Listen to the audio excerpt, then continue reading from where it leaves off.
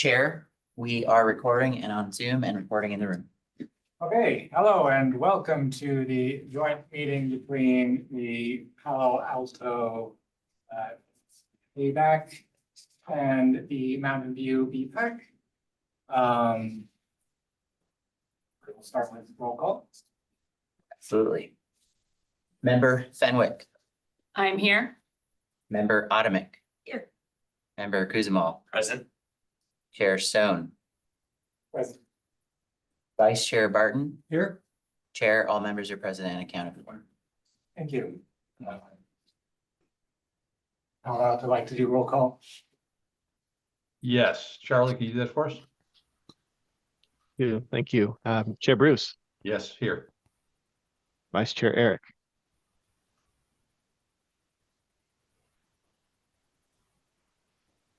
I do not see him at the moment. Alan, Here. Art, Here. Bill, Here. Cedric, Here. Jane, Here. Kathy.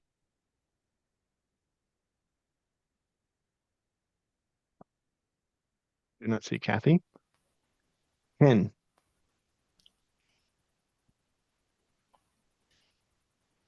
Not here either. Nicole, Here.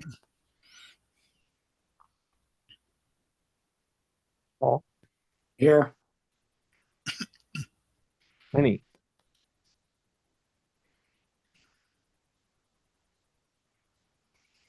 Robert. I know Robert said he was not able to attend, and Steve. Still not here. Okay, roll call is complete for payback. Thank you. We will now move on to item 3, which is oral communication from the public. This is a portion of the meeting for people wishing to address the committee on any non-agendized items. Speakers are limited to 3 minutes. Because this is a Brown Act meeting, state law prevents the committee from taking any action on any item not in the agenda.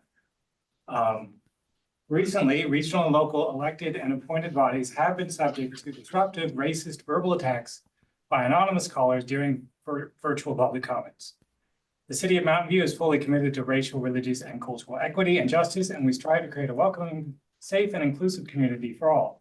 This advisory body welcomes respectful and non-threatening public comments regarding matters over which the body has jurisdiction. Comments deemed otherwise pursuant to the Council Code of Conduct and Government Code may be grounds for immediately terminating a speaker's comment period. Do we have no members of the public are in the room? Are there any members of the public? We do have one member in the room. Oh, hello, I can see you. Okay. Nothing to say. Okay, would any other members of the public on the line wishing to speak on non-agendized items? If there are any members, please click raise your hand in Zoom. And we do have at least one member. Bruce in England, I'm going to click to allow you to talk. Please unmute yourself and you'll have 3 minutes. Thanks, Brandon. Hello, Palo Alto and Mountain View BPAC members. I just wanted to point out something you might already know, which is that the Moffett Boulevard Precise Plan Community Meeting is at the same time as this meeting and also at the same time as a back to school event. This is really unfortunate. A lot of important voices are not going to be at that Moffett meeting. And the city might want to think about doing a follow-up meeting to capture voices of people who were not able to attend that, given they had to make choices. That's all I wanted to say. Thank you. There are no other hands raised, Chair. Okay, thanks, Bruce. Then we get to move on to new business. And we will start with item 4.1, the Santa Clara County Active Transportation Plan. And I will remind anyone who may not be familiar with the Brown Act, we are a little bit more formal than what you might be used to. We have, starting with the presentation continues uninterrupted. You will then everyone will have an opportunity to say their clarifying questions. Then we will have the public comment. And then you will make the committee comments. It's very easy to confuse clarifying questions and committee comments, even if you've been doing it a lot. So try and be careful that you are asking your clarifying questions during clarifying questions time and making your comments during comments time. That's it. Okay, shall we begin the presentation? Ben, you are muted and feel free to go ahead and share screen when you're ready. Yeah, so I was able to fix my camera and let me share my screen. Okay, can you all see my screen? Yes. Okay. Okay, so good evening, everybody. My name is Ben Agenyehu. I'm the principal planner, transportation planner for the Roads and Airports Department of the county.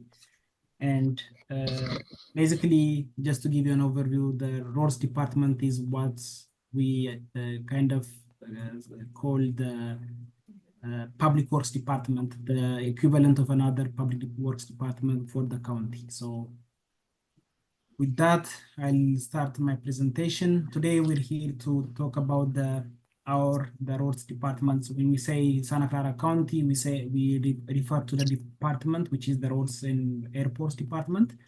And we will be talking about our active transportation plan, which we were working on for quite some time now.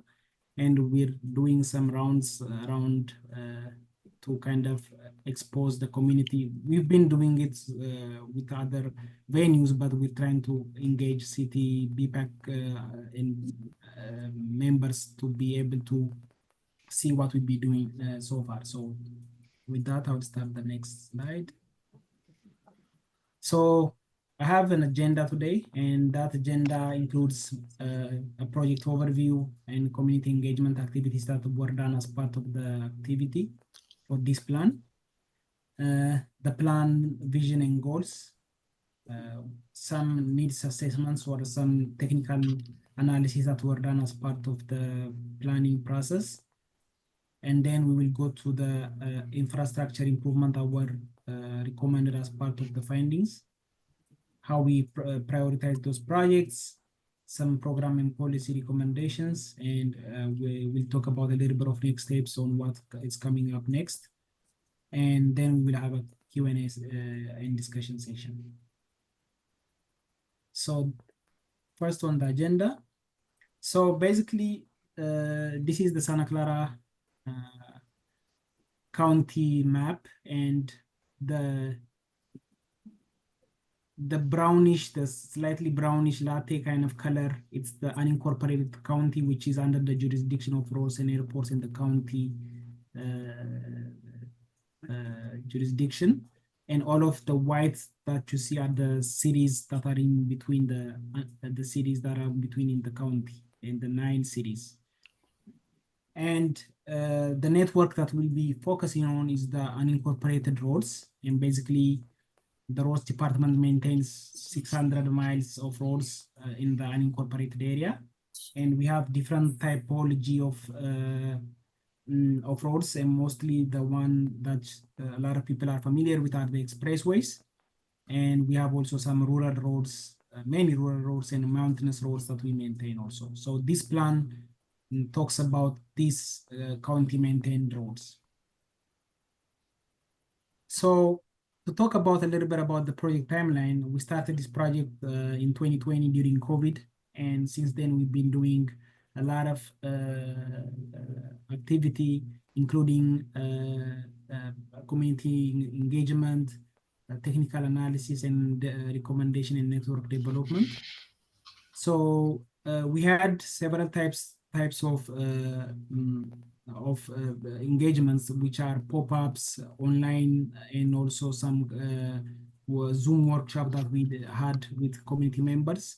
And we also had some CBO, community-based organizations, that had an in-person relationship and kind of engagement with them also in the different 5 county districts. So the CBOs were from the different 5 county board of supervisors districts. So today we are in the phase 3, which is the draft plan and final plan section, where we're trying to collect feedback from the different constituents. So when we took this item to the community, we heard their voices and what their concerns were and what their recommendations and what they wanted us to focus on. With that, we heard mainly most of the comments were for safety. They talked about improved access to community destinations such as parks, also many amenities that are around the towns, connectivity within the county and also within the cities, so that a facility that starts in the county continues in the city that's adjacent. And we notice nowadays that some facilities that start in the county don't really connect to anything in the city which is next to it. So we try to talk about connectivity. And the community also mentioned some kind of implementation and maintenance desires that they had. So because these were some of the items that we asked them about and we gathered feedback. And with that, we kind of started to develop the vision and goals of the plan. I'm not gonna be reading the whole thing, the vision, but we strive to enhance mobility and safety by creating a well-connected and equitable network with within a collaborative process. So basically being inclusive and also hearing the different voices from different population. And the goals that the plan has are broad in nature, and the foundational goal for this plan was the equity and social justice, because we wanted to invest in locations and neighborhoods and also constituents that historically have been underinvested and underserved. But then we also had a particular goal that we wanted to achieve, and we closely work with the Public Health Department of the County of Santa Clara to achieve a health and well-being and sustainability goal with this plan. So we believe by mode shift, we try to achieve this kind of health and well-being and try to reduce our footprint on the planet by being sustainable and reducing green gas emissions. Another goal, it's as mentioned, access, connectivity, and multimodal consistency, as I talked about earlier. We talked about public safety and comfort, again, talking about the safety, and some collaborative and community partnership, which is what we're doing tonight here. So this plan had several types of analysis done, and this analysis will be published online, as I will talk about on my next steps at the end of the presentation. Among these analysis, we had bicycle level of traffic stress to kind of, and pedestrian one, to understand how comfortable people feel on our streets or how uncomfortable they feel on our streets. We looked at some network connectivity among the county and within the neighboring jurisdictions. We saw the active trip potential, so where the demand is, existence of sidewalks, because those are something very interesting to the community, and some marked crosswalks at intersections and crosswalk spacing for at all the intersections of the county expressways and rural areas.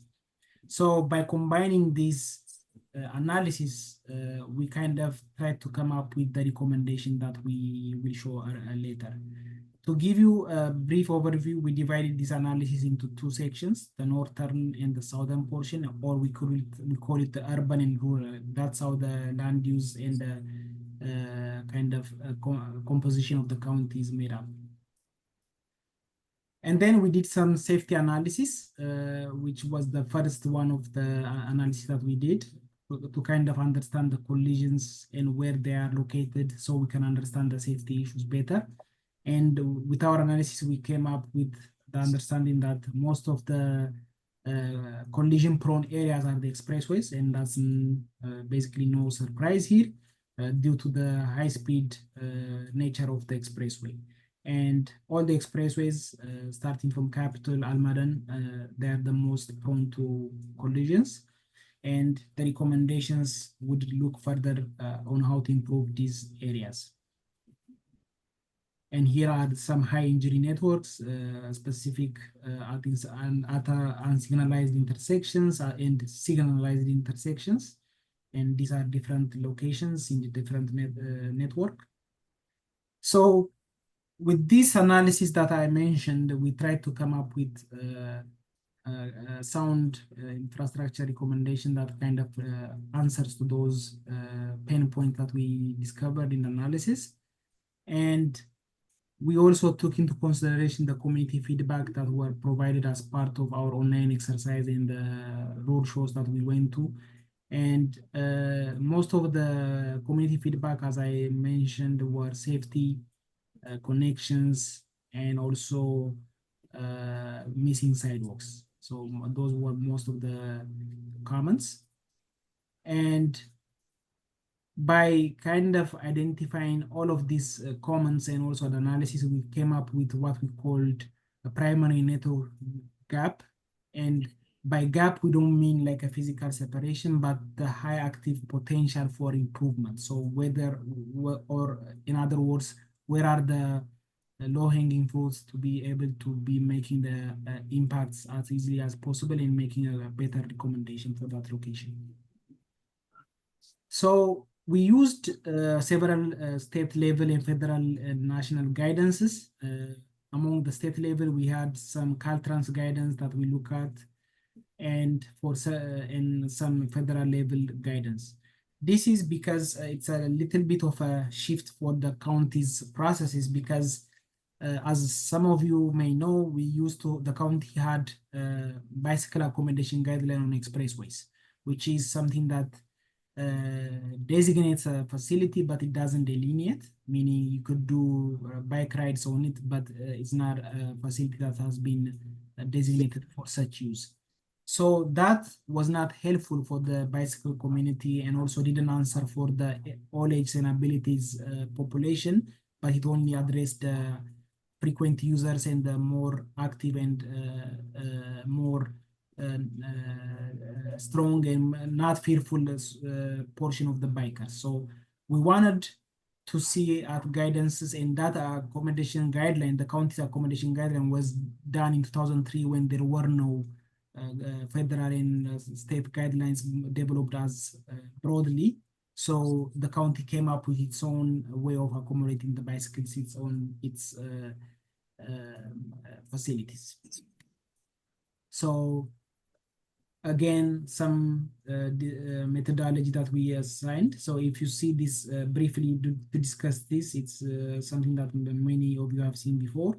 But as the average daily traffic increases, so does the class level should increase. So basically, if there is a high volume and high speed, then we recommend the most separate and most safest way of riding a bike, which is a class 1 or a class 4, which are a shared use path or a protected bike lane bike path. So those were the guidance that we saw, and we came up with some bicycle facility toolbox, and this shows the different typologies of class bike ways.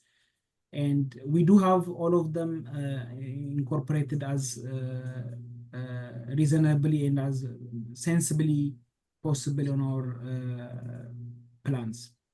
And then we have also some pedestrian toolbox, which are some, for example, noteworthy, it's the pedestrian crosswalk timing sensor that the county employs or at its intersections, which is something that gives which elongates the time for which a bicyclist or a pedestrian has to cross the intersection. So kind of gives priority to that user, and makes sure that timing is consistent with the other signal also. And some other physical improvements such as lip lane reconfigurations and eliminations, which the county is currently doing, not as extensively as we do, but on a case-by-case basis. Whenever there's a repavement project, we do employ this kind of techniques.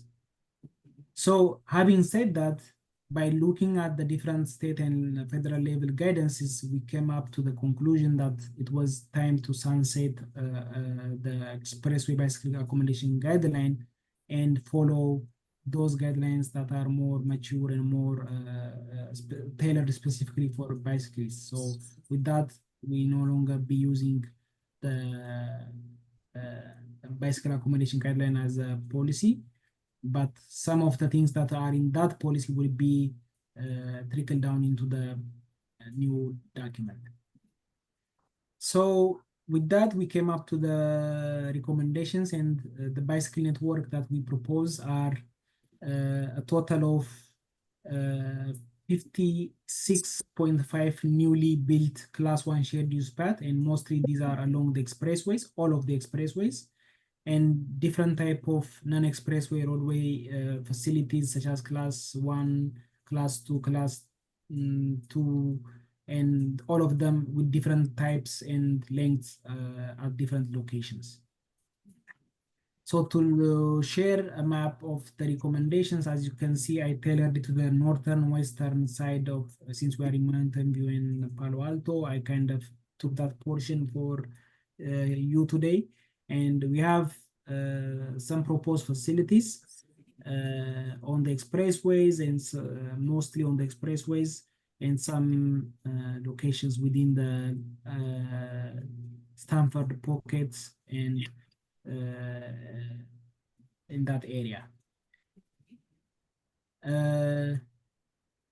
The same we did with the pedestrian network, and the shared use path is basically has a dual purpose, which is pedestrians, accommodating pedestrians and bicyclists at the same time.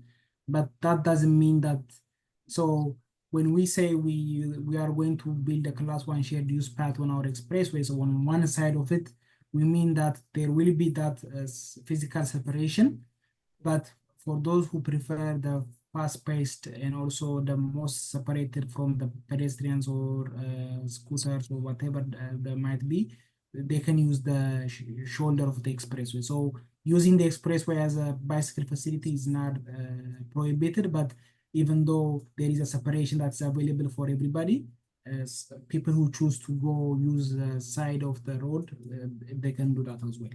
So, and then on the non-expressway roadways, we have some paved shoulders, improved sidewalks on one side or both sides, depending on the land use and also the location of the facility. And with that, there will be a total of 70 miles of new improvements. And these are the pedestrian, again, tailored to your locations. These two maps are similar because the recommendations are class 1s, but there are some in the pockets that you see there. There is some pedestrian facility also. So we took the next level to prioritize the projects, because we cannot do all of the projects at the same time and the same priority. So basically we kind of divided the projects into different highest, higher, high, medium, and opportunity projects. And those were came out to be based on a criteria that we set up, which is the one on the right, the table that shows that was based on safety, health and equity, connectivity and feasibility, which were basically the goals that we discussed earlier when we started this evening. And with that, we showed that in your jurisdiction, the expressway, the Foothill Expressway all the way to Junipero Serra will be one of the highest priority. And just to mention, we're doing a feasibility study to go from this level of master planning to the actual implementation of a project. And the feasibility is the next step. This one is a 10,000 foot level, but the feasibility study is the next step, which is going to go very close to the real world scenario and kind of analyze better what's feasible and what's not feasible, and even whether we say the class 1 is even achievable and there's right of way. So the feasibility study will kind of validate what our assumptions are. So we have a grant going on for studying that foothill corridor. And then we have the Central Expressway, as you can see in that area, which is higher priority, is not the highest, but higher priority. The same for pedestrian networks there, the different priorities. And we also came up with a generalized cost because at this level, it's not possible to kind of dial down how much a facility would cost. So we kind of generalized it by dollar amount. So basically, the higher the separation, the costly the project would be. So okay, class 1 shared use path, we believe it's the most costliest, and separated bikeway the same. So that kind of gives you a generalized cost. And we assumed based on recent bids and everything from different jurisdictions. But we also kind of focused on program and policy recommendation as well, not just engineering or infrastructure wise, but some program and policy which would help. And from those, all of them are centered on equity, but we try to kind of also propose policies and programmatic recommendations such as encouragement, education, which is done by the public health department with grants and funds from the BTA Measure B program. And some enforcement policies, we believe like citations are not are counterproductive. So we wanted to propose some kind of educational enforcement typology, such as by accessing courses or classes. And then we have evaluation, basically if those, and the evaluation would come after the implementation of a project, whether that's serving the needs of what we are trying to achieve. So what are the next steps? The next steps here is that we will be reaching out to these, to staff from Mountain View and Palo Alto to give you the notice when this document, the whole document where you can zoom in on the maps. I know this one is difficult to see, but you could have availability to go online to see the maps in depth and also the whole document, which is a draft plan, which is being circulated to the cities for comment right now. And then around fall time frame, October, November, it will be published for the public to be to receive comments and appendices for those who are willing to go through the different analyses that were spoken today and kind of dig deeper and analyze the methodologies. And public comment will be available for 1 month for everybody to make their suggestions. And as I mentioned, this is the first plan for the county, which is at the highest level possible. And then the next steps is going through a feasibility study for each of the implemented project that we showed here, to go and make sense of what we proposed, if it is feasible or even attainable at the real world level. So, and we try to do that by going after grants to get planning document grants to do the feasibility studies. And with the feasibility studies, we plan on getting at least to 35 design conceptuals so that we're ready for applying for another grant that kind of funds the design and also the construction phases. So we'll try to take as much as possible of information from the feasibility to kind of be able to compete well in the very competitive bike paid grants. So with that, I will open it up for questions. Okay, yes, it is time to do clarifying questions on the presentation. I guess for Palo Alto, you will raise your hand as Art has already done. We can start with Art. So, So, yes, my question is, you made a statement about on your second, I think on your third slide.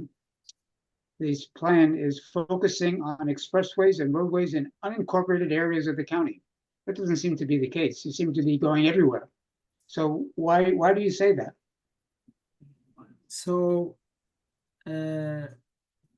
basically, the county's road system, it's in the unincorporated area. So as you can see, the expressways are all in the city's locations, but what we've done, and that's is because how the land use is structured, because the expressways go through the cities, but we are the owners and operators of that facility.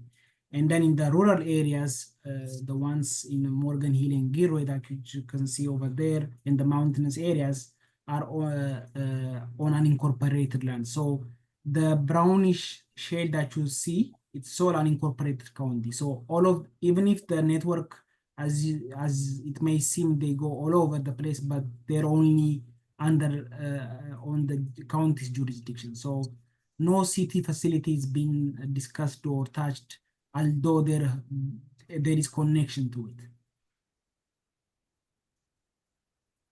okay, I guess Paul. Okay, thank you. Thanks very much for this presentation. I want to say that the county has made immense strides over the past 10 years in accommodating bicycles and also pedestrians to a somewhat lesser extent. I had a couple of questions. They're a little bit from a different perspective than the plan so far. I understand the desire to put in class 1 facilities and separated paths. And you did mention that the existing ability to ride on the expressway and in the shoulders or bike lanes, that will be preserved. Over the last couple of years, the county has done a much better job of the striping, using green paint in certain difficult intersections. Will you continue to prioritize that kind of work, even if there is a class 1 path on Foothill Expressway, for instance? Yeah, so for example, we didn't present the spot improvements, the ones that we call spot improvement, but basically what they are is at the intersection level. So when we were developing the plan, we kind of understood that at this level, talking about intersection level improvement was very hard to do. So we took it to the next level, which is the feasibility study that we're doing, which will do the intersection level analysis and kind of do the recommendations there. And to answer your questions, we will continue to do the intersection level and also the shoulders, even if the class 1 separated facilities there, pending, and I'm not sure at this time, but if we have enough roadway, right of way to accommodate all of these activities. Okay, so my concern is just that although class 1 facilities are certainly more Paul, comfortable. this is the committee comments. Share your concerns in the next section. This is clarifying comment. We're doing Okay. questions right now, and then you'll do your comments. Yeah, Sorry. yes, I understand the impulse. Thanks. Who would like to comment next? James? Yes, James Member Kuzma. Kuzma. Yeah, James Kuzma, since I know, so it's hard to tell from the video. I guess the main question I had was when basically when the county repaves roads as part of whatever its regular repaving program is, will we expect to see that the facilities are improved according to all the updated standards, or is it just going to be that the roads are generally repaved in place with all the existing markings and layouts intact? Because I know a lot of what is being mentioned here is about stuff that will be their own projects with feasibility studies and getting grants and all that. But I assume the county has some regular cadence of repaving and as such. So when that does happen, are there standards that will result in improved bicycle and pedestrian facilities, or is that not going to change as part of this plan?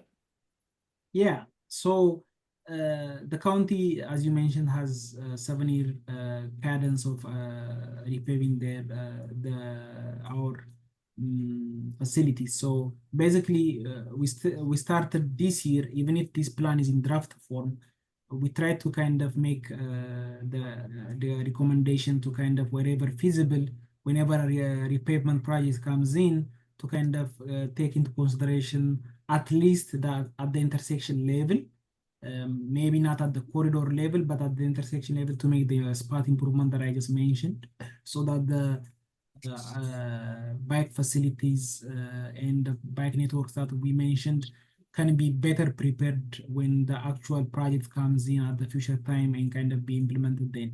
But we also kind of do like on a case-by-case basis. For example, on Foothill from El Monte to San Antonio, we did a project where we saw that there was need and demand for the bicycle activity, so we kind of incorporated it into the repaving or the new project that was going on. So it goes hand in hand, and basically wherever there's opportunity to make the improvements, we will try to be guided by this document and also the different projects that we identified here. So the short answer is yes.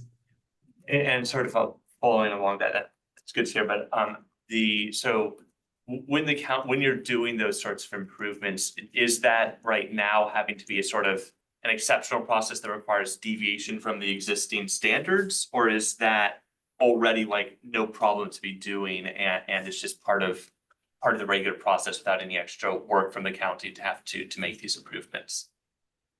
Yeah, so since this document hasn't been board approved, we cannot, for example, on our highway design team, cannot implement this project as of right now. But that doesn't mean that we don't have practice that we do, such as best practices of incorporating standards of bike lanes and everything on our repavement project. In fact, one of the repavement projects that we do right now is looking at, for example, I believe it's San Tomas. We do look at how we can enhance the bicyclist experience also while doing the repaving. And this plan also identifies as a goal at the, when you see the published plan, there is a section where it talks about phasing in these recommendations into the maintenance cycle.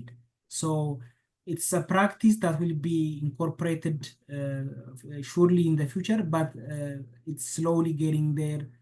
Even if it's not a definite procedure right now, there are one-offs that we do based on a case-by-case basis. Okay, thank you very much. That's my only questions. Any other clarifying questions? Yes, Yes, I was wondering if there's any mention or I guess consideration of bike turnouts on the mountain roads?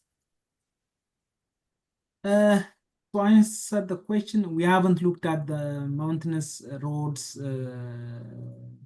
areas, and that's for the reason why when we did the different technical analysis, we based our criteria also on the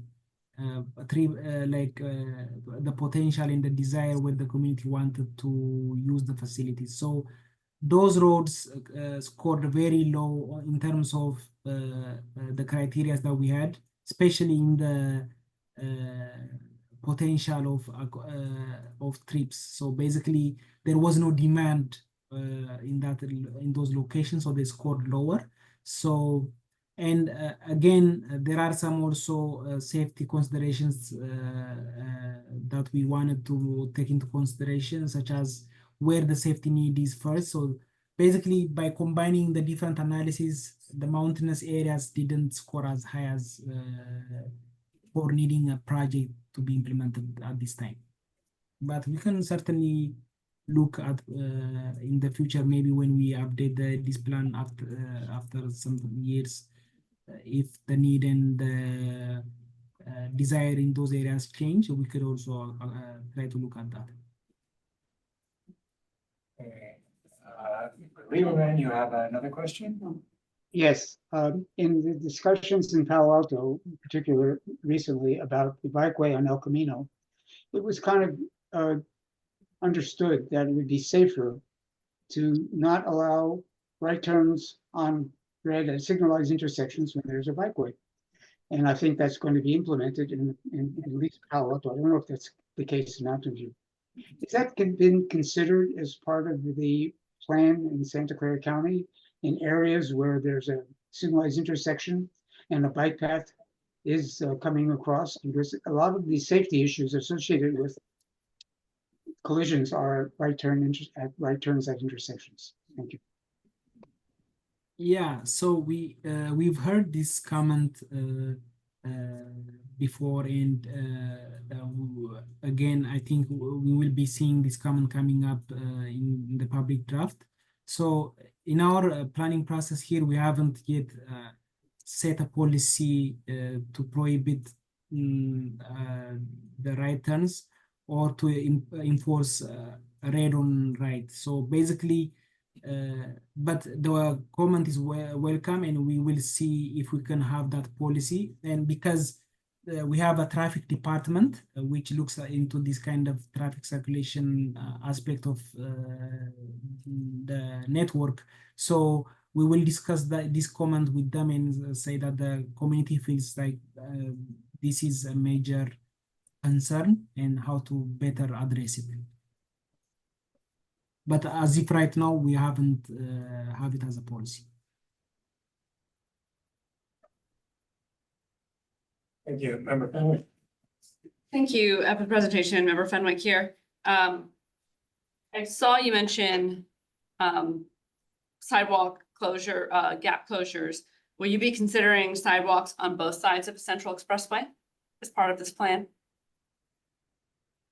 So this is where we go into the feasibility study. At this level, we assume that the recommendations would basically, at least at minimum, give a sidewalk on one side of the expressway. But wherever feasible, we can look at both sides, and that depends also on the land use. Basically, what's adjacent to the expressway, whether there's a development going on there, or there's pedestrians in that location that use that facility. So that's where we delve into the feasibilities, but at high level, wherever a development comes in, for example, recently we've asked for a project to kind of install a sidewalk on their frontage. So as part of the encroachment permit, we do ask developers to put in sidewalks whenever possible, but as this policy, at least at minimum on the one side of the expressway. Thank you. My next question is, will this plan be addressing sidewalk improvements for the existing sidewalk along Central Expressway? So as part of that, it's going to be basically whenever we do the repaving project. So this plan hasn't identified the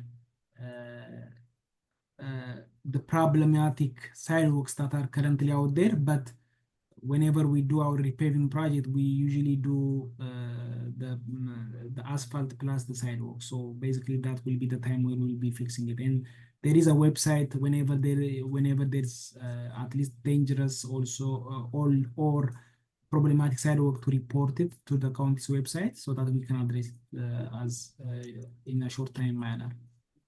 Thank you. And my last question is, I was a little confused looking at this map. It looks like a very dense urban area in San Jose that's unincorporated. Is that little part of, I think it's called Burbank on your map, that it's completely surrounded by San Jose, but it's not San Jose? Is that why it's county? Yeah, so that's a good question. The county also has what we call the USS or urban service areas or pockets, as we colloquially say it. So basically, there are some portions in the cities that are outside of their jurisdiction that are not annexed and that are part of the county's land use. And whenever we do developments or whenever there is a developments coming in the city nearby, or there is some projects going on there, we do ask the cities to annex those pockets so that it's a continuous experience for the neighborhood. That specific neighborhood, it just shows on this map as a bunch of crisscrosses that's currently not been annexed by the city. Okay. Yeah, so Burbank, it's a county jurisdiction for now.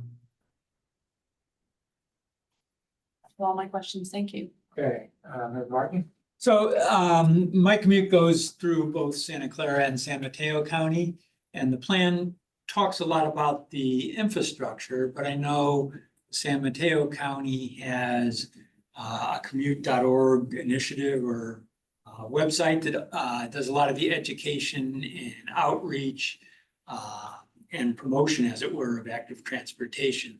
I didn't see much mention of what the program's being considered or the future would be.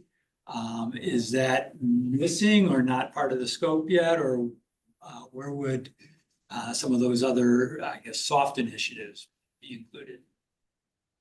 Yeah, so in the education and also outreach section in the programmatic and policy recommendations, there are some initiatives that we identified, but as to some initiatives that you mentioned as a dedicated website or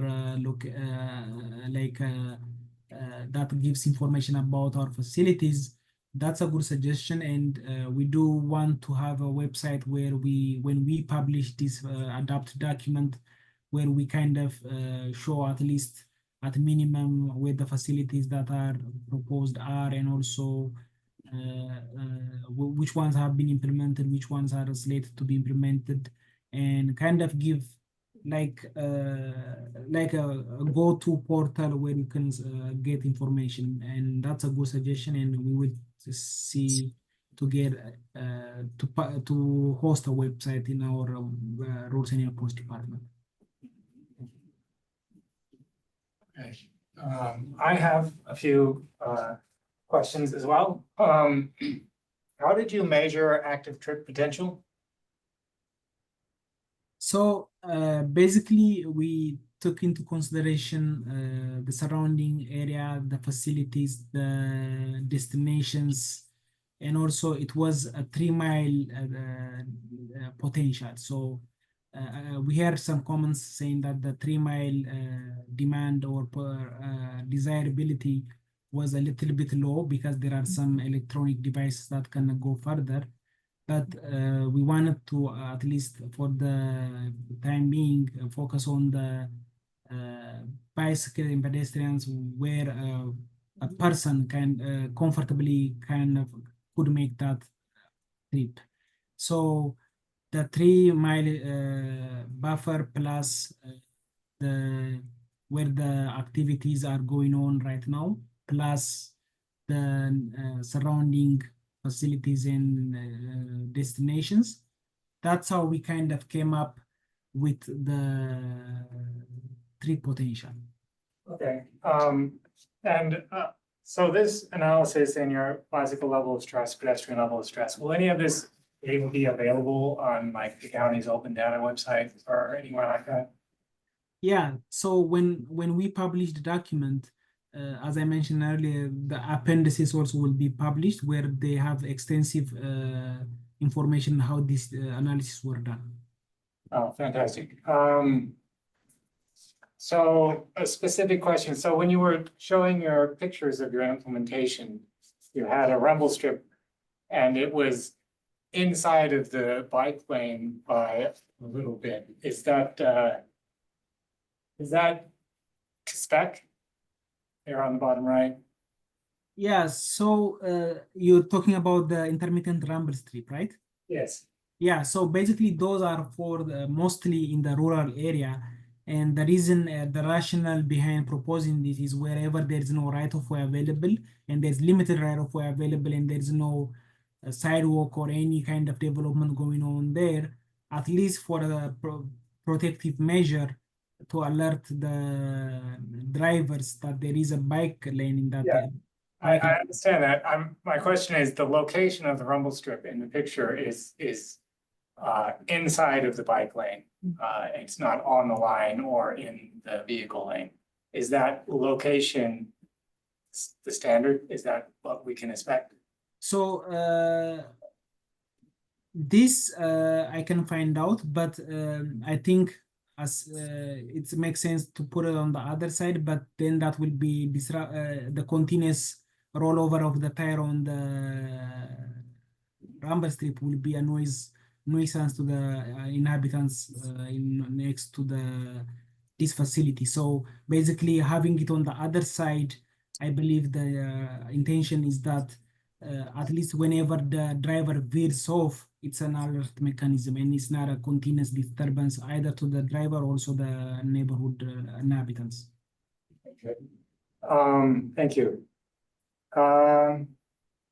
You mentioned something called sidewalk, or it was on the slide, sidewalk/driveway consolidation. What does that mean? So those ones, for example, wherever we have, I think it's okay. So basically, it's whenever there is a missing sidewalk or whenever we have a frontage that hasn't got a sidewalk, basically we kind of try to make it wherever there is the gap and missing sidewalk, we kind of fill it up. So it's a way of kind of making it continuous. Okay, just filling in the gaps in the sidewalk network? Yeah. Okay. Okay, that's all my questions. Okay, I see more hands raised. Member Rodia? Hi, I'm Nicole Rodia, Payback. I have a question on the slide that you previously had up with the different types of bike facilities in the pictures. Yeah, so I noticed that the class 1 facility is titled as a shared use path. But Caltrans highway design manual actually calls it a bike path and specifies that it could be shared use or it could be a separate facility for bicycles and separated from pedestrians. And I was wondering if you're considering only shared use paths there, or if there would be a possible consideration for a path that has separated bicycle and pedestrian areas. Yeah, so the intent is to have the shared activity because again, the right of way will be very limited on our expressways, and we do also as a public works department and also transportation department have mandate for automobiles, and reduction of lanes is going to be a very difficult decision. Also because we're funded through gas tax. Having said that, coming back to your question, we can, since we don't have the right of way, we are assuming the shared use activity and not the separation. I know it's going to be a little bit difficult. As I mentioned, there are electronic mobility devices that are fast and children that are using the facility, and some faster users want the physical separation from also pedestrians and also slower going, moving bicyclists and pedestrians. So I understand that that comment has been heard before, but for now, our intention is to have the shared activity. Thank you.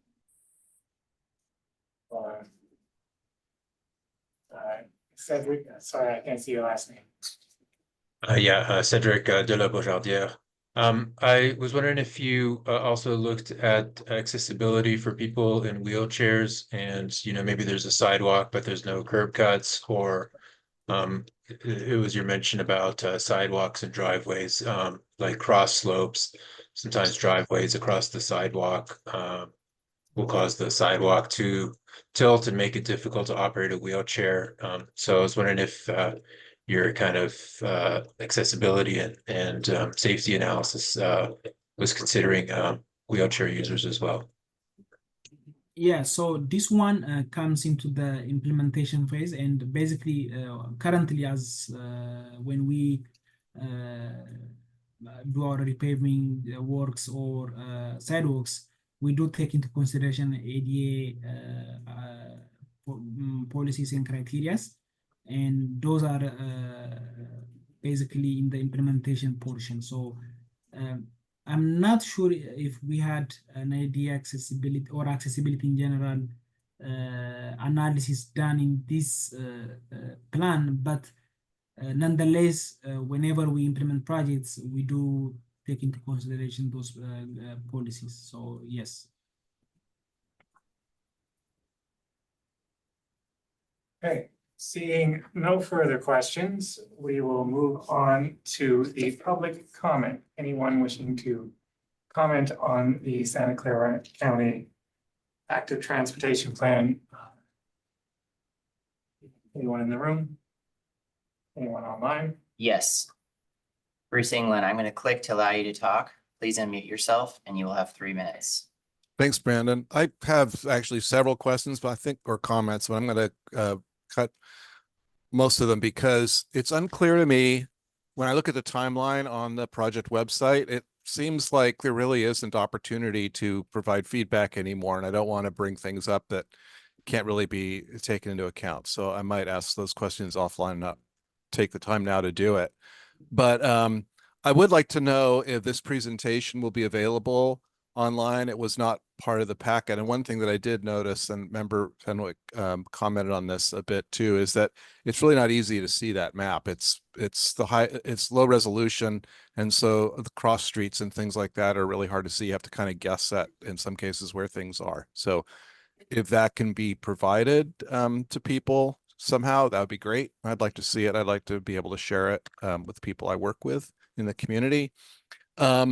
I will mention the relatively new California laws under AB 1909 that includes compelling vehicle drivers to move to another lane to accommodate bicyclists. And at least in Mountain View, I don't see that enforced at all. I mean, people, even city vehicles, just stick to the right lane and crowd out the bikes. And so bicyclists can be forced into the dooring zone. Not great.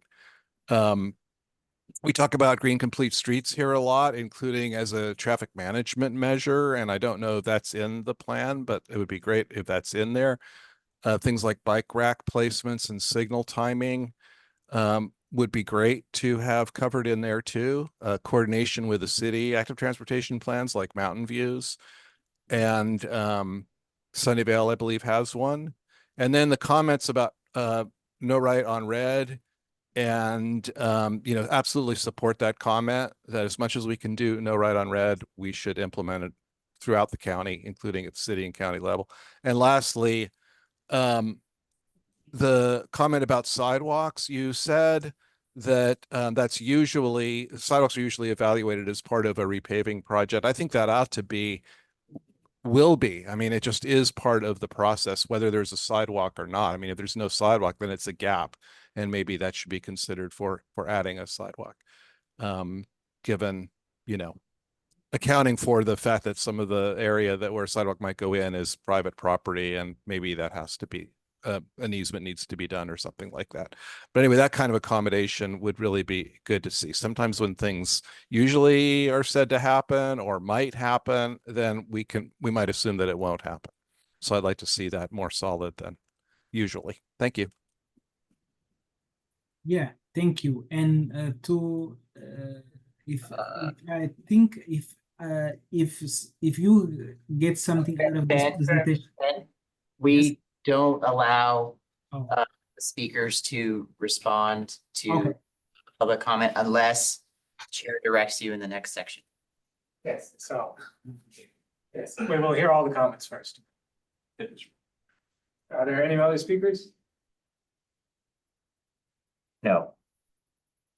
Okay, so now is the time for the committees to make their own comments. And yes, you are free to echo public comments that you have read or heard.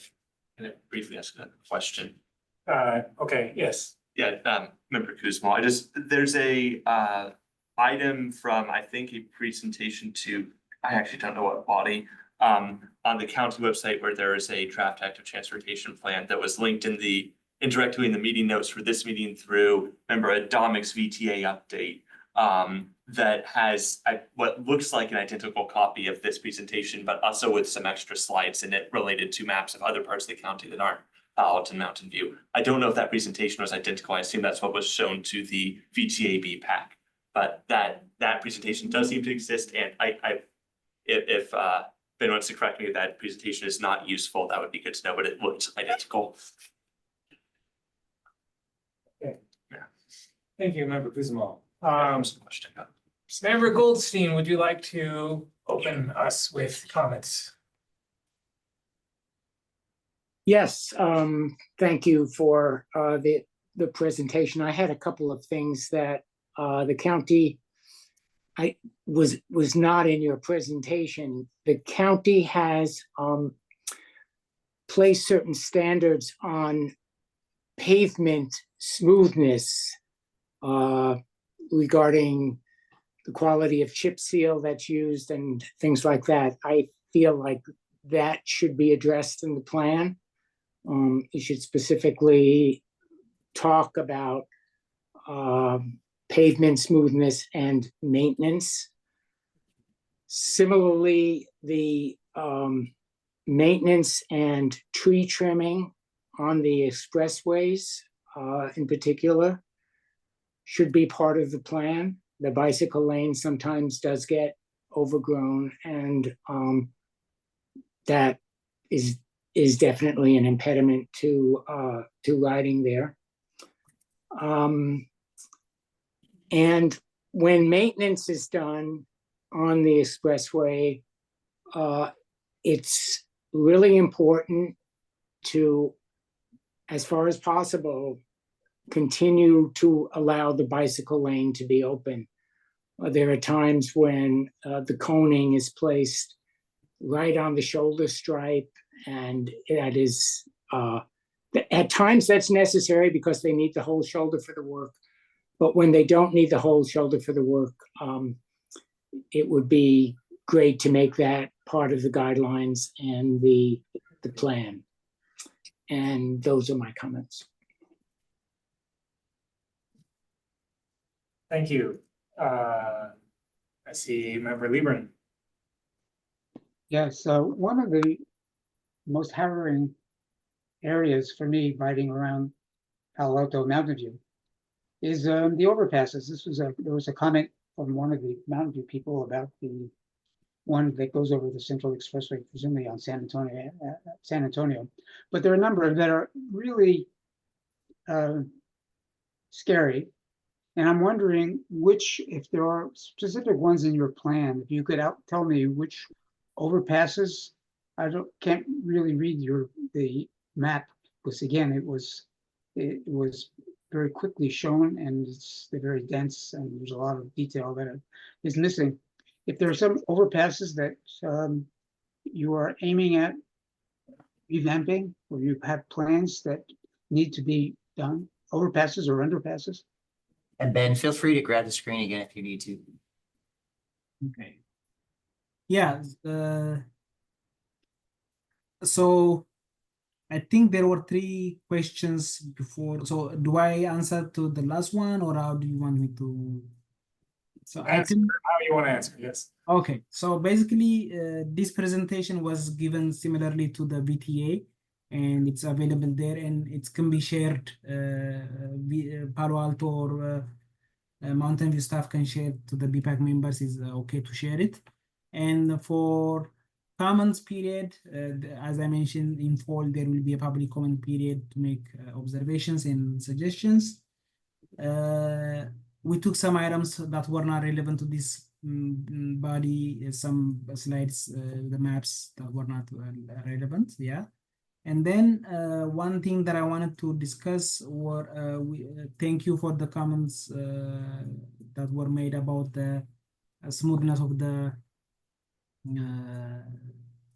roadway system, or also the chip seal and everything like that. So those we haven't included them in the plan, but we can see if that's something we could do, if it calls for a section where we could talk about maintenance type or maintenance.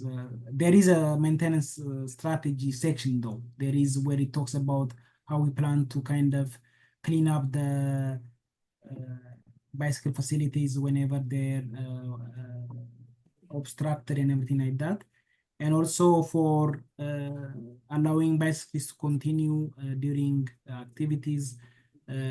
We do have basically sometimes, not sometimes, but whenever there's a project, we do have traffic control plan set up so that the bicyclists can move along. So we do our best to kind of also take into consideration the existence of the bicyclists in those locations. And for the overpasses and underpasses, this plan doesn't identify specific spot locations for improvements. But when we do the feasibility study, if there's the need to address a certain under or over crossing facility, then will be done at that time. Yeah, so Ben, you aren't prevented from responding, but you are also not required to respond to the comments section. Yeah. As if you just want to take notes, or you can respond how you feel like after each comment. All right, Member Fenwick. Thank you for the presentation. Really appreciate it. General comment, I joined on the public Zoom to see if I could finger zoom in, but it seems like our webinar settings don't allow the Zoom members to zoom in on the presentation. So that was, the public comment was correct. I could not read the maps with my vision. So I have some vision issues, but my general comments are, I'm really happy to be looking at this. I would say specifically on Central Expressway, currently there's sidewalk primarily just on one side of the street.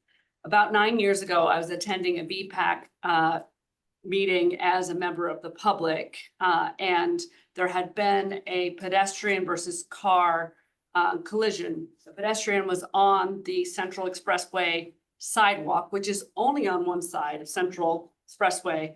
Driver was pulling out of the Shell gas station at Rangsdorf and Central and hit the pedestrian. It was deemed to be a pedestrian fault for wrong way movement by the Mountain View Police Department because they were walking the wrong way on the sidewalk. So I would like the county to please consider things like that. Other municipal laws that when you're saying a sidewalk on one side of Central may be okay, other departments may not agree with that. I walk that stretch of sidewalk quite a bit. I also want to reiterate one of the questions earlier about ADA. The driveway curb cuts make it very difficult for people with mobility issues to navigate on the existing Central Expressway sidewalk. I love it. I use it all the time, but a very common walking path is to or from the San Antonio train station, and having sidewalk, if it were available on the shady side of the street, would sure be nice at certain times of day, and also probably more convenient for people who are going to neighborhoods on that side of the track. There are some good crossing spots, but some not so great ones. But please keep that in mind when you consider as a human that walking on either side of the sidewalk seems just convenient for you. It may not be feasible for people with mobility issues, people who are living on different sides of the tracks, or by our own police departments. Any of the improvements that could be done to those existing sidewalks would be greatly appreciated. Specifically, my other question is, and continuing bike lanes and understanding. I know the county often likes to pretend bicycles don't appear on Foothill Expressway or our mountainous roads. And I think you may have low traffic volume on a lot of the mountainous roads. I've ridden some of them. I've become uncomfortable. I don't anymore. So I would say where there could be pullouts particularly at low visibility curbs, adding some wider facilities for bicycles would be greatly appreciated for those of us who struggle a little bit with that uphill and maybe aren't using a moped that's called a bicycle for some people. And just as a general comment as well, please don't put the rumble strips in the actual bike lane. That and a couple of acorns or something can throw bicyclists off their bike. And my last comment is on the existing Central Expressway sidewalk, which I use all the time and I really do love. It is right against Central Expressway. So it goes expressway, what I would call a bike lane, but I know the county does not always call a bike lane, sidewalk, and there's no gap. And then there will be trees and shrubs and houses. We could, if there were any improvements or a new sidewalks built, putting that tree shrub barrier, that greenery between the road and the sidewalk would be greatly appreciated, would make for a nicer walk and a little bit safer. So thank you so much. Those are my comments. Yeah, who's more here? The just on the rumble strip one, I get, well, I assume there's going to be relatively low traffic roads for the most part, so they are probably not the very top priority. But I guess the sort of question I would have for member Fenwick and maybe member Stone is, is the concern with having the rumble strip in the bike lane that it's just sort of, we may end up with an overly narrow bike lane, or is it it's not going to be visible, or is it something else? It's, so at a really high level, what I have found from riding around on the expressways, I've ridden quite a bit on Foothill Expressway, is that a lot of debris from the cars gets pushed to the very edge, which does effectively shrink the bike lane. So putting that rumble strip right on the inside of the bike lane side, now you may have very narrow bike lane between leaves and debris and bicycle part, or not bicycle parts, hopefully, car parts, hubcaps, those types of things. So if you have that debris on your right and you're riding your bicycle and now you have a rumble strip on your left, really pushes you in a narrow spot. So as long as the actual rideable surface of the bike lane were adequately wide to be able to avoid debris and the such, you would not be concerned about the rumble strip being on that side of the white paint. I would generally be concerned about the rumble strip on that side of the paint. If you're going over that on a bicycle, I don't know about others, but it would be rough. Potholes and stuff like that are very hard on a regular bicycle. They hurt my arms, they hurt my knees. It would make for a very uncomfortable ride. I understand why they don't want to put it in the driving lane where it's going to get hit all the time on regular use, but I think straddling that white line seems, I know you can't be perfect, but aiming for there would be a better location. My thought was that I sort of imagine that as basically like the buffer part of a like class 2 buffered bike lane. Yes, I would hope if there's enough space, then it could be marked as a buffered bike lane. Anyways, I don't want to spend forever on the relatively small roads. The thing that also reminded me of was to just reiterate, I don't remember whose point about maintenance, because a lot of those sorts of bike lanes do end up relatively full of debris, and I think sometimes they don't get effectively swept by street sweepers and the such. So having a clear plan for maintenance, which it sounds like there will be to some degree, would be great. I just wanted to, since I haven't always heard it yet, I just want to say I like the vision in the plan. I like that we would have a lot more class 1 bike paths. That's great. The one along, having a class 1 bike path along Central Expressway would make my commute personally drastically better and more convenient. I will say I certainly can't, I'm not sure any other people on this body are as likely to comment on unincorporated urban areas. So I'm just saying in advance, my comments are more focused on the expressway since that's what's around here, even though I think that the people living in the unincorporated areas do matter. I just assume you have other ways of reaching out to them. I think the prioritization criteria makes sense. The focus on places where there's going to be lots of traffic, which sounds like a reasonable approach that's being used to determine where there's demand, as well as places where there have been documented safety issues. Makes sense, even though I know I personally actually ride on some of the more mountainous roads more frequently than the expressways, but maybe I'd ride on the expressways more. I think it would be, I didn't see it in the toolkit. I think it would be interesting for some of the more residential roads in unincorporated areas to consider traffic diverters. I don't know how necessary those are given the existing road layouts. They might not, but that's just because I'm not as familiar with the unincorporated areas. I wanted to echo the preferences around having no right turn on red, and maybe more red light cameras around for enforcement of those sorts of things. Well, any red light cameras around. To reiterate my points from my questions earlier, I would love to see, I hope to see the updated standards for what happens when the county repaves roads, because I think that'll help timelines on getting any improvements. Because a lot of these projects look like things that are lovely, but will take a long time to get grant funding. So any improvement sooner is great. And I appreciated the note earlier about how the county is currently, well, how the mandate of the roads department is generally around car travel. But that doesn't mean I wouldn't love to see lane reductions if there are spots where it could be done. Even though that may or may not be politically feasible, but I do want to say that. I think that's all the comments I had. I don't think I had any questions that needed clarification there, unless anything I said was confusing.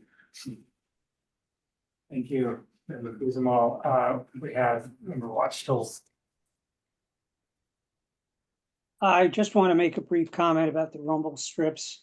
There's guidance of rumble strips in topic 302 of the Highway Design Manual. I just looked it up. They're not to be placed in Class 2 bike lanes. I think that picture we were shown was a shoulder. They can be placed in the shoulder, but there has to be either 3 or 4 feet of clear space to the right, depending on whether there's a vertical element, such as a curb. And the design specs, the width, depth, and spacing are in Caltrans standard plans. So I assume the county will be adhering to all of those.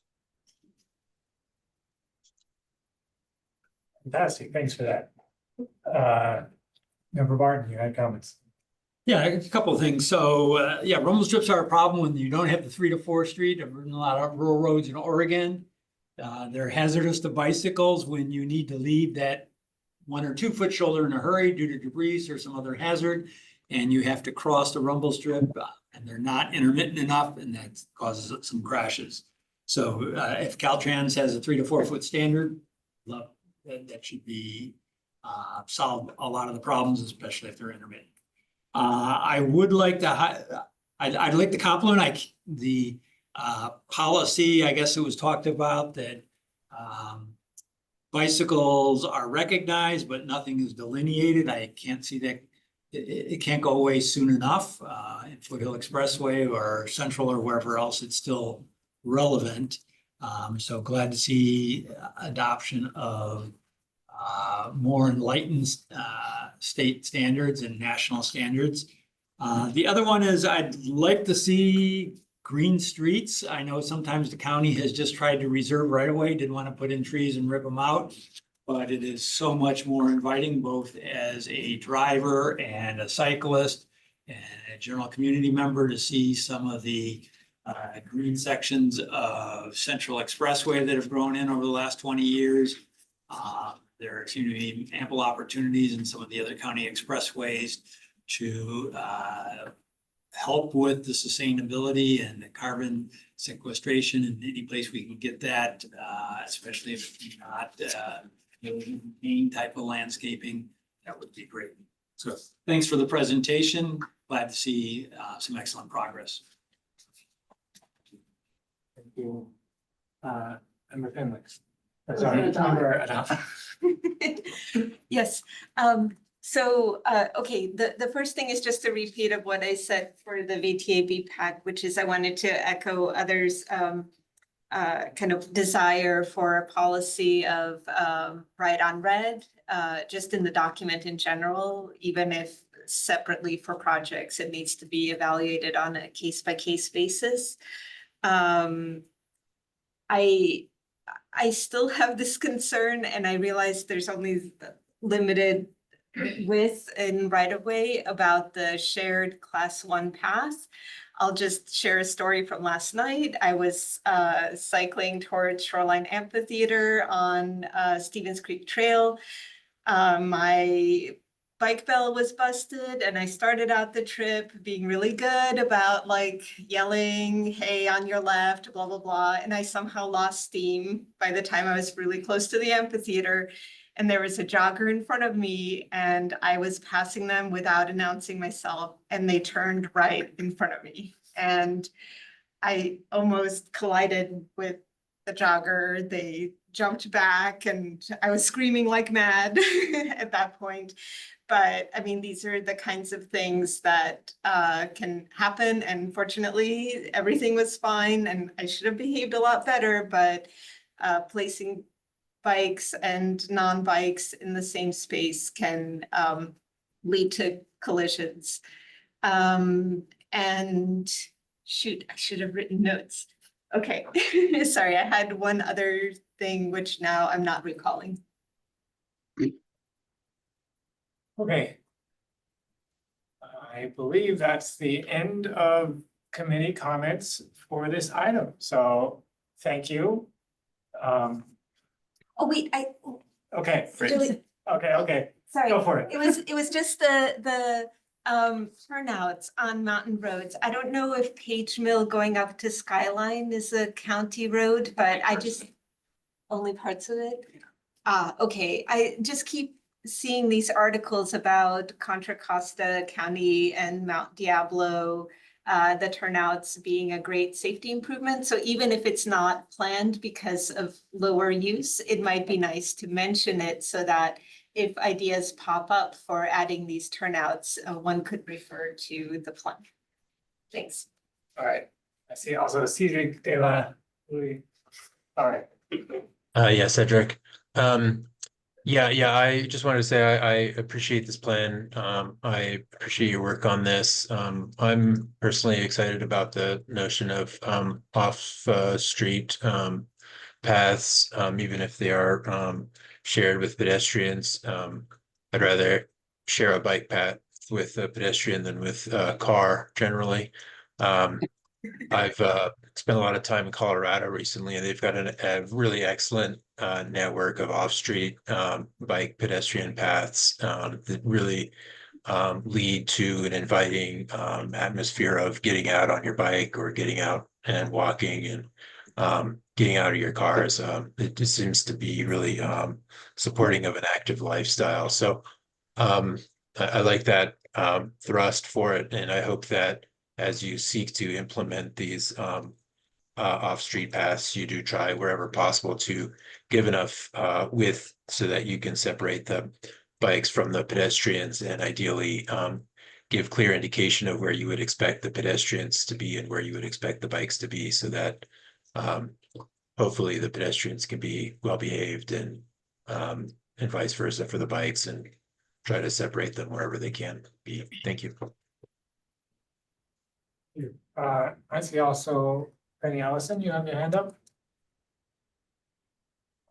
Thank you. Yeah, I just have a quick question that if you're going to be putting pedestrians and bicyclists together on a single facility, have you given thought to how you're going to address these faster moving electric bikes and throttle bikes?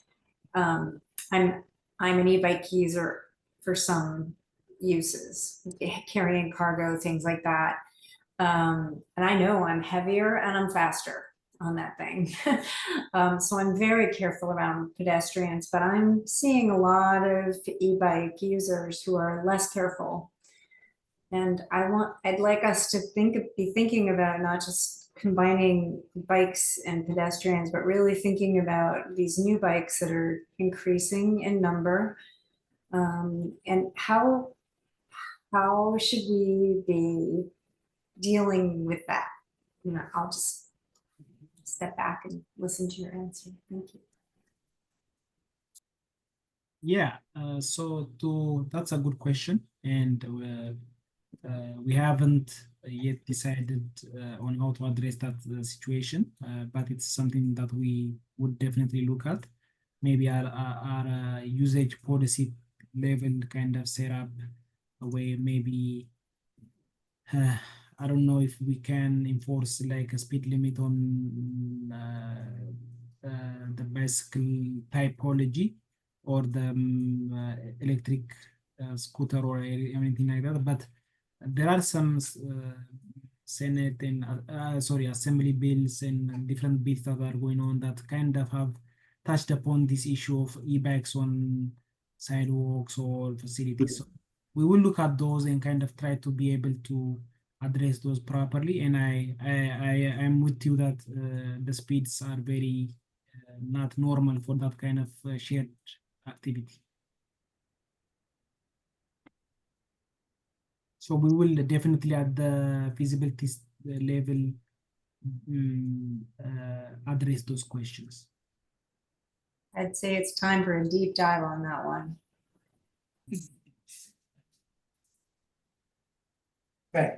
Okay, with that, we are concluding item 4.1, Santa Clara County Active Transportation Plan. Thank you very much. And we will move on to item 4.2, pedestrian and bicycle coordination across city borders. Most of this presentation, we have a presentation. Yes. And Charlie, you can go ahead and grab screen. Thank you very much.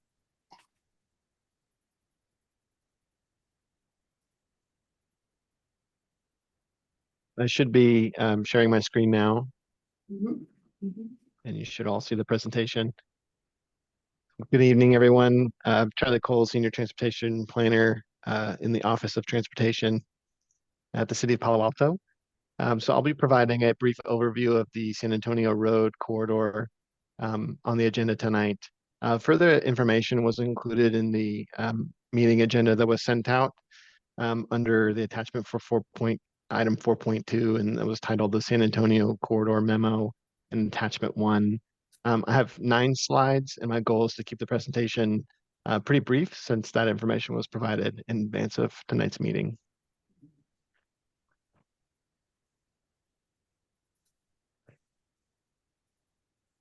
So just starting with a brief overview of the corridor, San Antonio Road is just about 4.4 miles in length, and it runs north-south between Foothill Expressway at the south end and connects with the Bay Trail at the north end of the corridor. It has a speed limit of 35 miles an hour and is the central access spine for the city of Los Altos.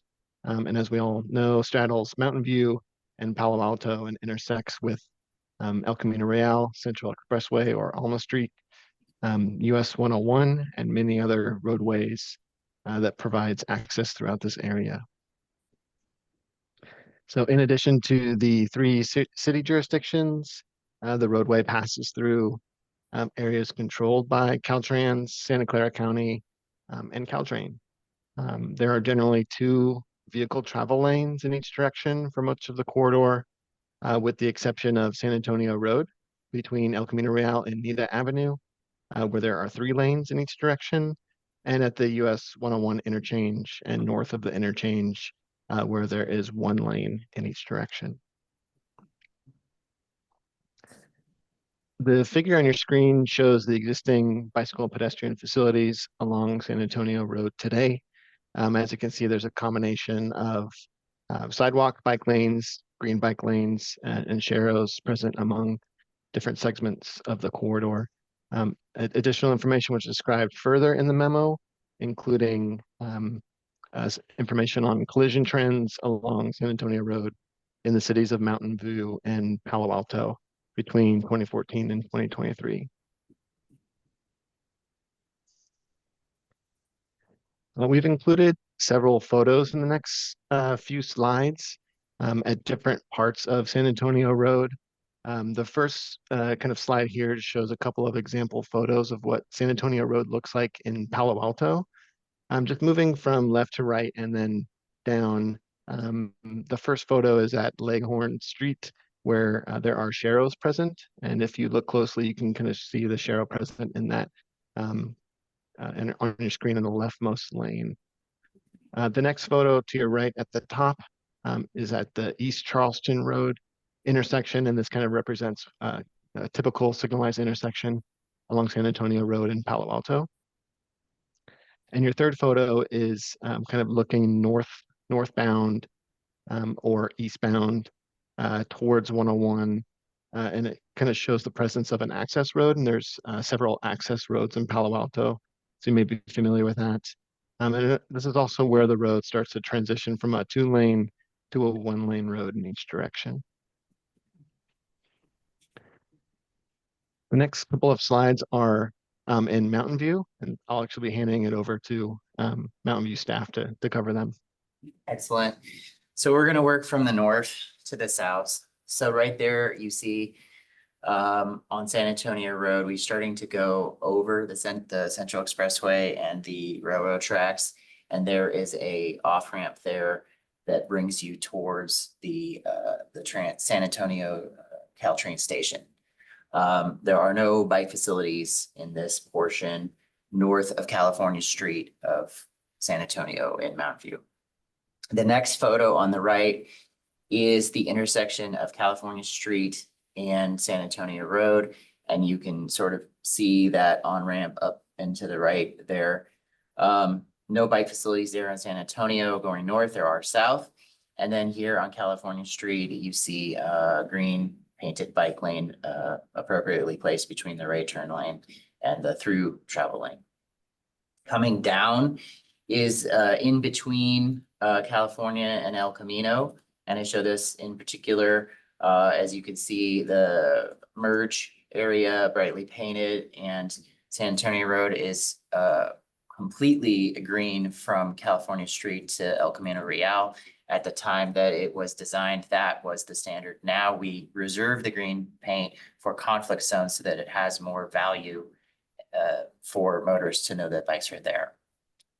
Then here at El Camino Real, you see the bike lane on both sides, of course, but coming to the intersection with El Camino Real, which will be upgraded with a protected bike lane on El Camino Real, and eventually at some point in the future, protected intersection, but that would be a separate project. Next slide, please. Here, this is north. So this is from the Bayshore and San Antonio intersection, which you see here on the top left, which is a very wide intersection. And there are currently no bicycle facilities there. As we move north on up San Antonio Road, you can see just to the left this sort of unusual driveway where it's actually parallel to San Antonio Road. I call that in particular. And also moving to the second photo as you get a little bit closer to that property area, as that is the Project Home Key site that Palo Alto is designing with lower income folks that will be there. So that particular driveway will get redesigned and won't be quite unusual like that. And it will be perpendicular, and Palo Alto project will be providing a sidewalk and trees and a public frontage area, about parking strip between the sidewalk and the road. And then finally, as we move north here, you can see the Terminal Way trailhead leading to trails in Mountain View. And then as you just go just a little bit to the left, just to the left of where the fence is, basically, that is Palo Alto. That is the city limit right there.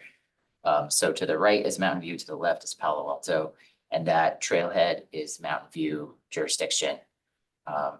And so that's just the existing conditions as we have them for San Antonio Road and Mountain View. Next slide, and I'll turn it back to Charlie. Great. So I wanted to spend a little bit of time just kind of illustrating the alternative bicycle pedestrian routes across Caltrain, the Caltrain Railroad tracks and Central Expressway or Alma Street. There's a kind of description in the memo of 3 different alternative routes to cross the Caltrain corridor and Central Expressway, since there are currently no pedestrian or cyclist routes or facilities along San Antonio Road across the Caltrain tracks and Central Expressway and Alma Street. And so the photos here kind of, again, illustrate some of those, and I'll just quickly kind of walk through a couple of the, the more typical traditional routes that we're aware of.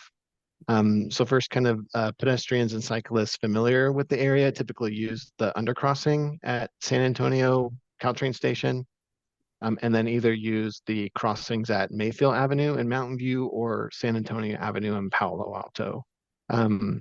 So the photo on your lower right shows the crosswalks at Mayfield Avenue, and this is just adjacent to the Caltrain bike ped undercrossing. And then the middle, I guess we'd call the middle photo, is of the San Antonio Avenue crosswalk, although it's pretty narrow. Alternatively, some pedestrians use the stairs north of the Caltrain station to get to the signalized intersection at San Antonio Avenue. And that's the first photo on your left, kind of shows that pathway to the Caltrain, parallel to the Caltrain tracks that leads from the Caltrain station to the stairway. And again, that middle photo is of that San Antonio Avenue intersection in the crossing there.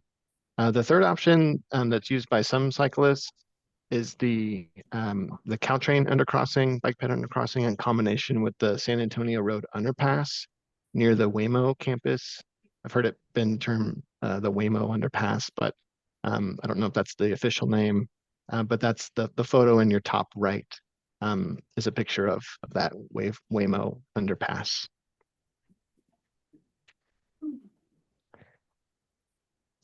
So the memo kind of highlights the potential for San Antonio Road and its ability to function as that multimodal corridor, providing direct pedestrian bicycle vehicle connections across several cities and jurisdictions previously mentioned. So as a result, San Antonio Road could potentially be the subject of a multi-agency coordination effort in the future. As previously mentioned and talked about further in the memo that was provided, there are several projects currently in development along or kind of near the San Antonio Road corridor. First, just quickly, the Santa Clara County Valley Transportation Authority, or VTA, and Caltrans are in the initial stages of the Highway 101 and San Antonio Road interchange project. And so this will include some complete street elements and improvements over US 101. There's also the city of Palo Alto pursuing a pedestrian crossing safety project at San Antonio Road and Charleston Road, the intersection, looking to improve signal timing and straightening of the crosswalks on the west leg of East Charleston. You can see a photo of the concept drawing on your screen, just in the lower kind of middle part of the screen. The city of Palo Alto also has a request for proposals for the Senate, a release for a request for proposals to bring on a contractor to help with the San Antonio Road area plan. And so this plan would aim to establish the goals, policies, and programs for land use, transportation, and infrastructure, as well as other improvements to support the redevelopment of this area, as the city really looks to kind of build out their housing element, and a lot of land use changes will be occurring in the area. And on your screen on the left is kind of an image of what that area plan boundary currently looks like. Brandon mentioned the home key development. That project will also include kind of a full streetscape improvement with sidewalks along the project frontage, and that project is currently in construction. And then there's the Caltrans ADA improvements, as well as high visibility crosswalks and green dash bike conflict markings that will be occurring at the San Antonio Road El Camino Real intersection, and that's part of the Caltrans repaving project. that's expected to be complete in 2025. Shown on your screen and in the memo are kind of two discussion questions where staff requests BPAC and payback input. And as previously mentioned, the memo also includes an attachment 1 with a list of bike ped cross-border updates. And so while most of this presentation was on San Antonio Road, my understanding is that at this time, the committees are welcome to discuss other items as long as they're listed on attachment number 1. So that's staff presentation on this item. Happy to take any questions. Thanks. Thank you, Charlie. Sorry. Now we will have committee member comments, questions. Thank you.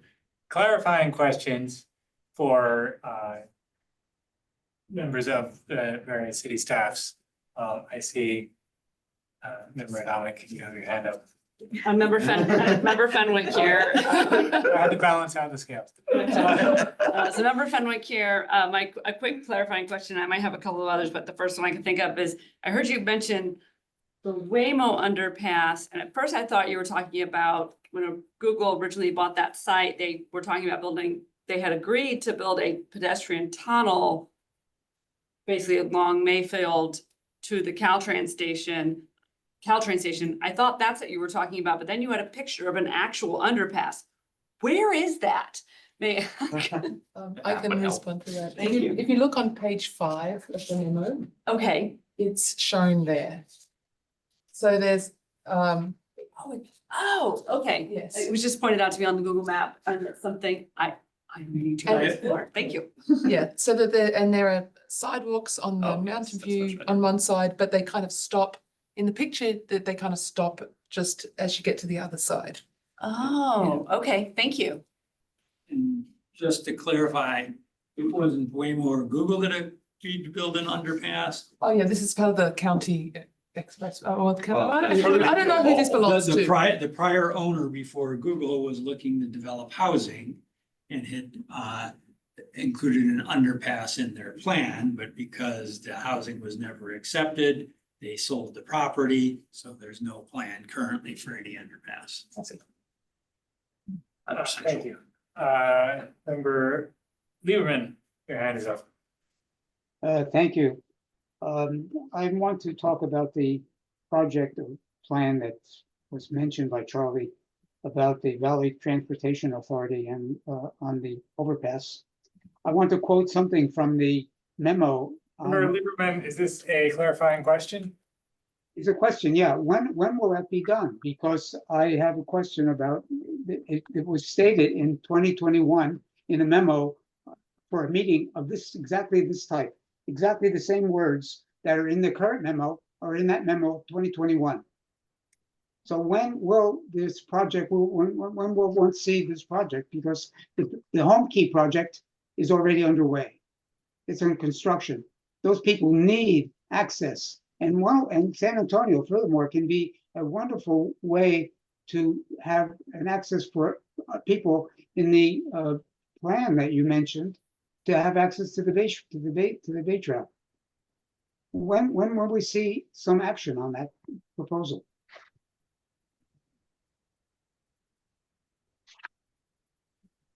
Ria, do you want to take this?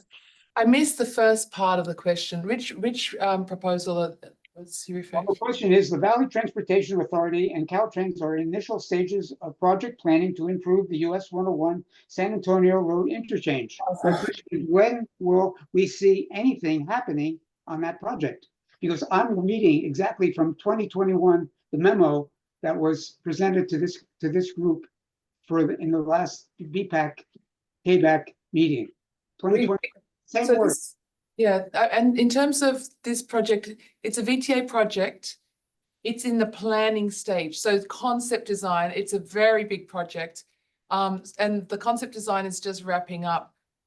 My understanding is that VTA does not have a funding source, or it doesn't have a decision on which concept they're going to, and also they don't have a funding source for the design stage. So this is not a near-term project. I checked with our transportation planner, who's part of that review team, and they do not have an expected construction date.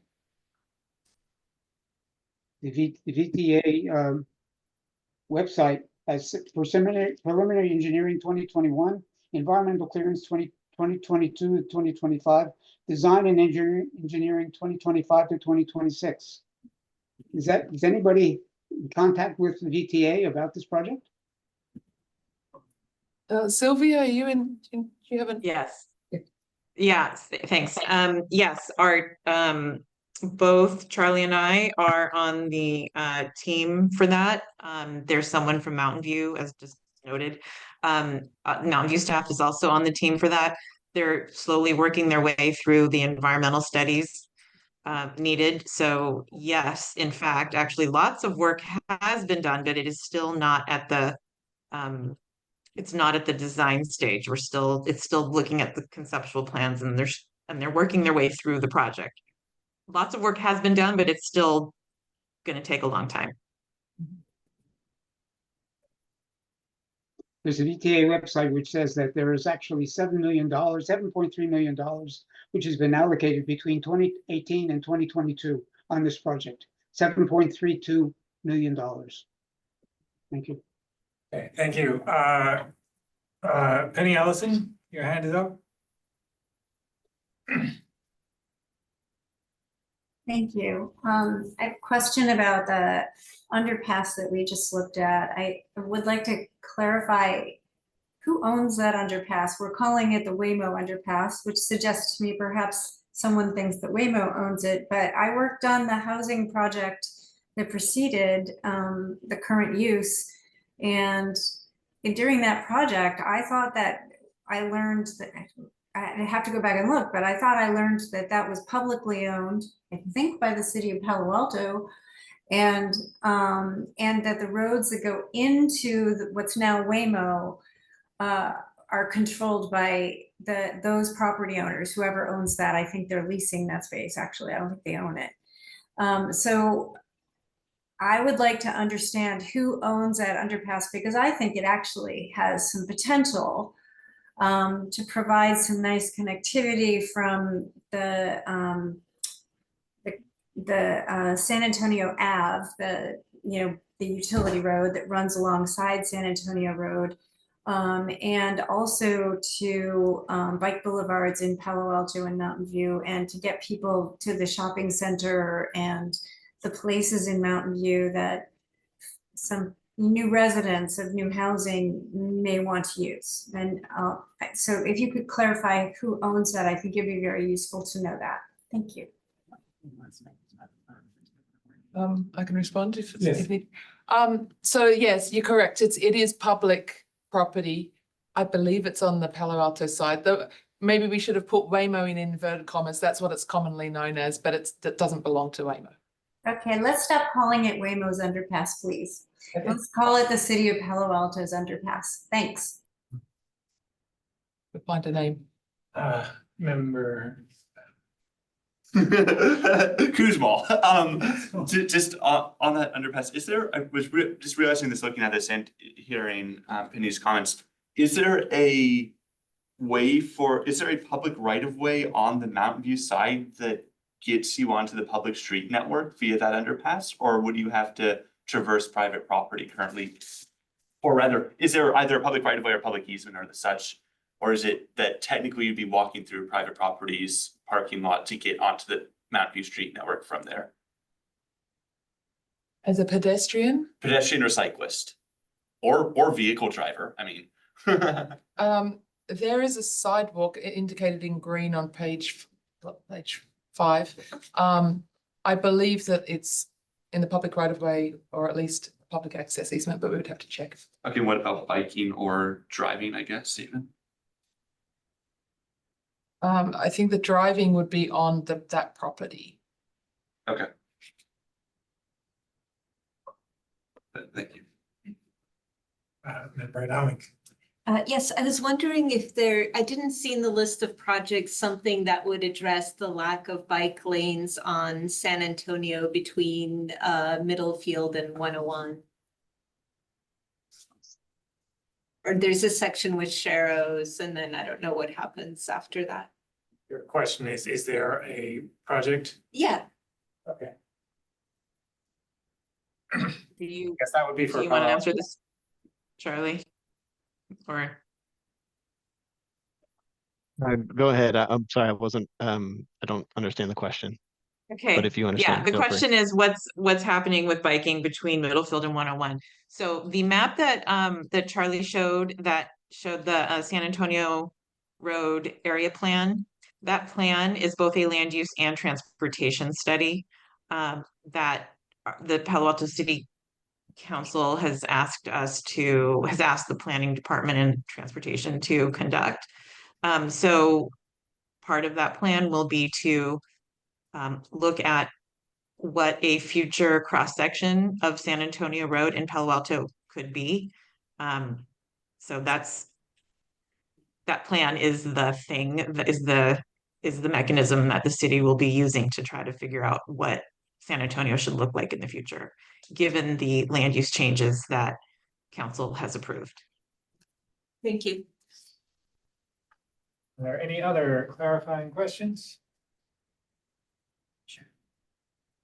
Seeing none, we will move to public comment. Are there any members of the public in the room? Online? Yep, there's a hand up from Bruce. Bruce England, you Yes, can unmute just yourself. unmuted. Yeah, you should hear me now. Bruce England, Mountain View resident, also member of the Bike Coalition, Mountain View local team, Mountain View Coalition for Sustainable Planning, and other groups.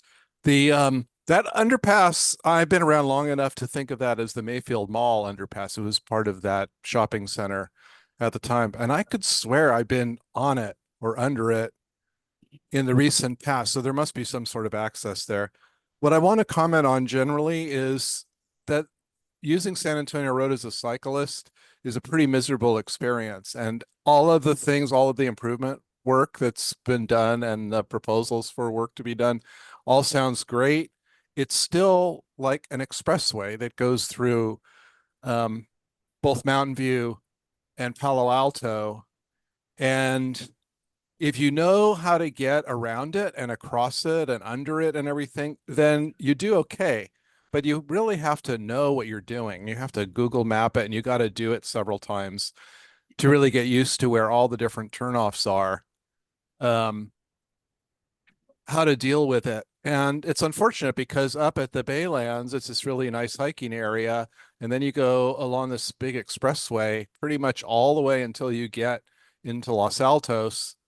And you get nice DeMartinis and a sort of village-ish environment in downtown Los Altos. But everything in the middle is very car-centric. It's very unchanged in a lot of ways from the 1950s, when it was for sure very car-centric. So I welcome any improvements that that have been made and that will be made, just in general. One specific location I do want to bring up is the Sasano Court and Del Medio, which I'm not sure that's on your map for changes, but I know that city staff is aware of this location. There is a path that has already been constructed off of Del Medio behind, I think it's an apartment project there that faces El Camino. So that path is there, but then it encounters a fence at Sasano Court. And my understanding is that Mountain View's part is done, but Palo Alto has to do their part, perhaps as part of a private development project, in order to bring that fence down and complete that path so that we have another passageway between the Mountain View side and the Palo Alto side, which, I mean, there are some, there's Miller Avenue and so on, but the more of that east-west sort of, I know San Antonio Road's weird because it goes from east-west to north-south, but I hope you know what I'm talking about. To be able to get across San Antonio Road in a variety of ways is welcome, because San Antonio Road itself is very busy and hard to deal with. So any comment or feedback on that location, even given the constraints, I'd be happy to hear about it. Thank you.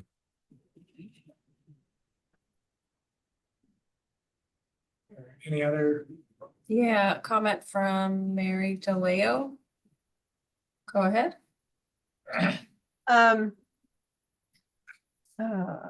It's great to see this joint meeting happening. I feel there there are just not, I haven't found a comfortable route to get across San Antonio from Mountain View to Palo Alto. Other than, I mean, there just doesn't seem to be a good way in between, especially in between in between El Camino and California. And so something can be done to try to create a comfortable way of getting across there. The intersection of California is just really nerve-wracking. So if something could, again, if something could be designed, because once you get to the west side of that, and then you can, take the bike bridge and everything else, then you're connected to a whole bunch of bikeways. And it's just really frustrating trying to get to that. Thank you.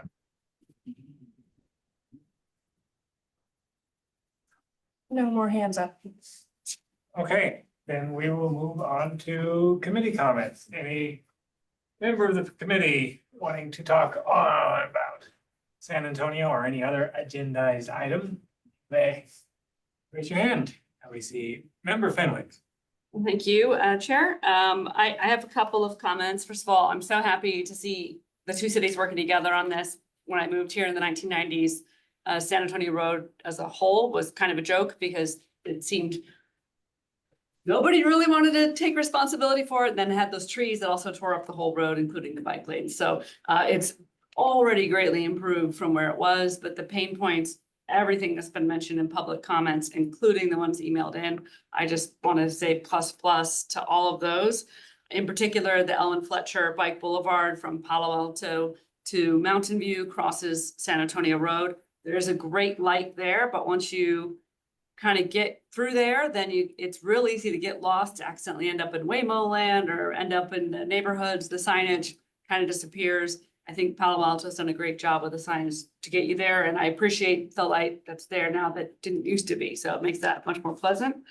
The route specifically for both cities, San Antonio Station is still a major train station. I know post-pandemic, the ridership is down, but I anticipate it's going to start to go up again with the electric trains coming through. It is easy to get to the San Antonio Station from walking from the Rengstorff area, not so much if you're coming from the San Antonio Shopping Center, kind of as evident from our attachment as well. But I have friends that they say, hey, maybe we'll come down from Burlingame or San Francisco, meet for dinner. I will never have them get off at the San Antonio Station because walking to me in the shopping center is just impossible. But so we'll go downtown. So it's really an economic opportunity there as well, that it's that station and all the pedestrian movements from there are to go to Mayfield Mall across the street. I had understood from Mountain View Voice articles that Google, when they took over the property, was still going to build the tunnel, but there's lots of promised tunnels under Central up and down that, I'm not holding my breath for.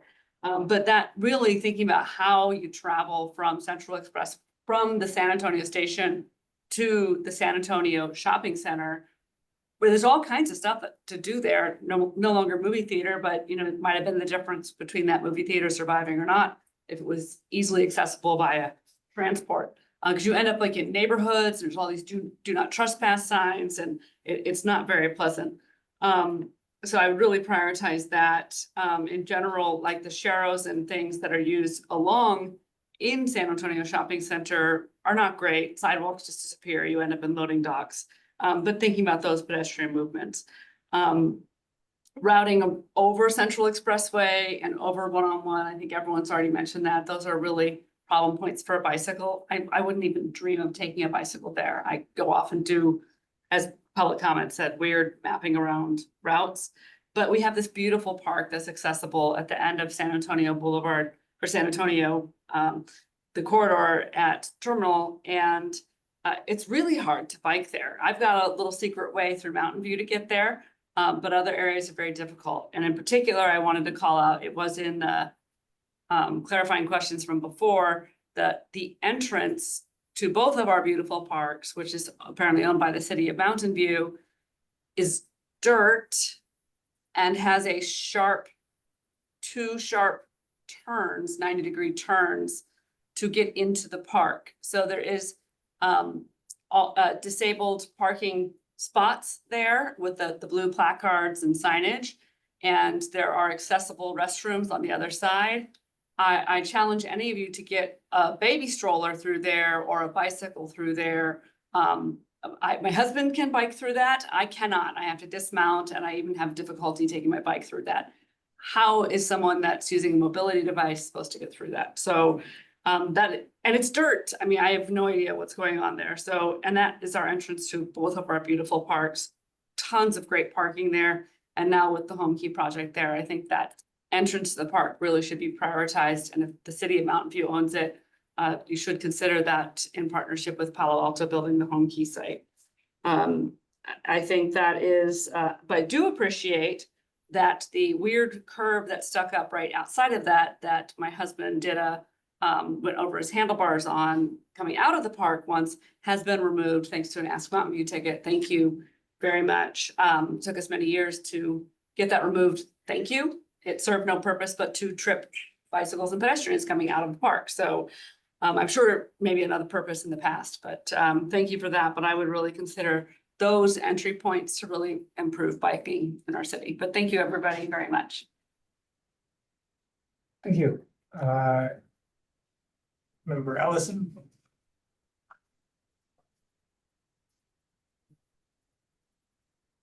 Sorry, took me a second to unmute. I first want to I had written up, I scribbled down some comments, and then Robert Neff. I wanted to point everyone to the wonderful outline that Robert Neff put together of comments on San Antonio Road. I thought they were excellent, and I'm going to succinctly say ditto to Robert's comments.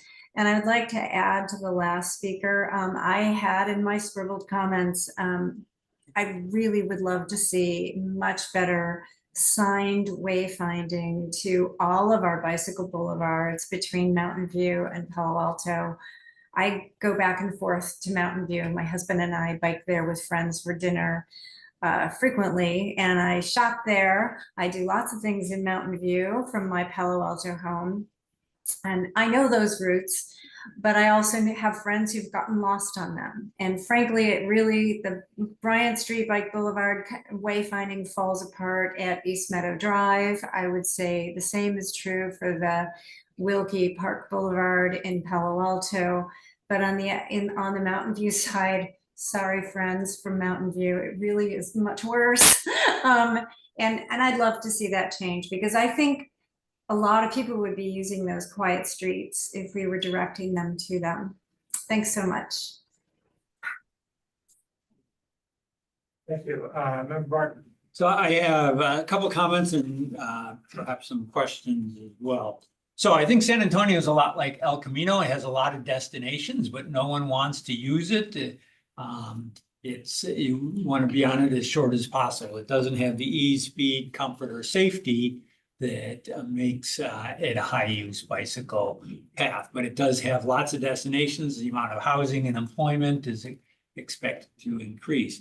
I guess one question was in the redevelopment that put in the AC and Citrine Hotel between, I guess it's Middlefield and 101, there was no change in the curb to curb width, and parking was kept in front of the new development while Sharrows were in one of the lanes.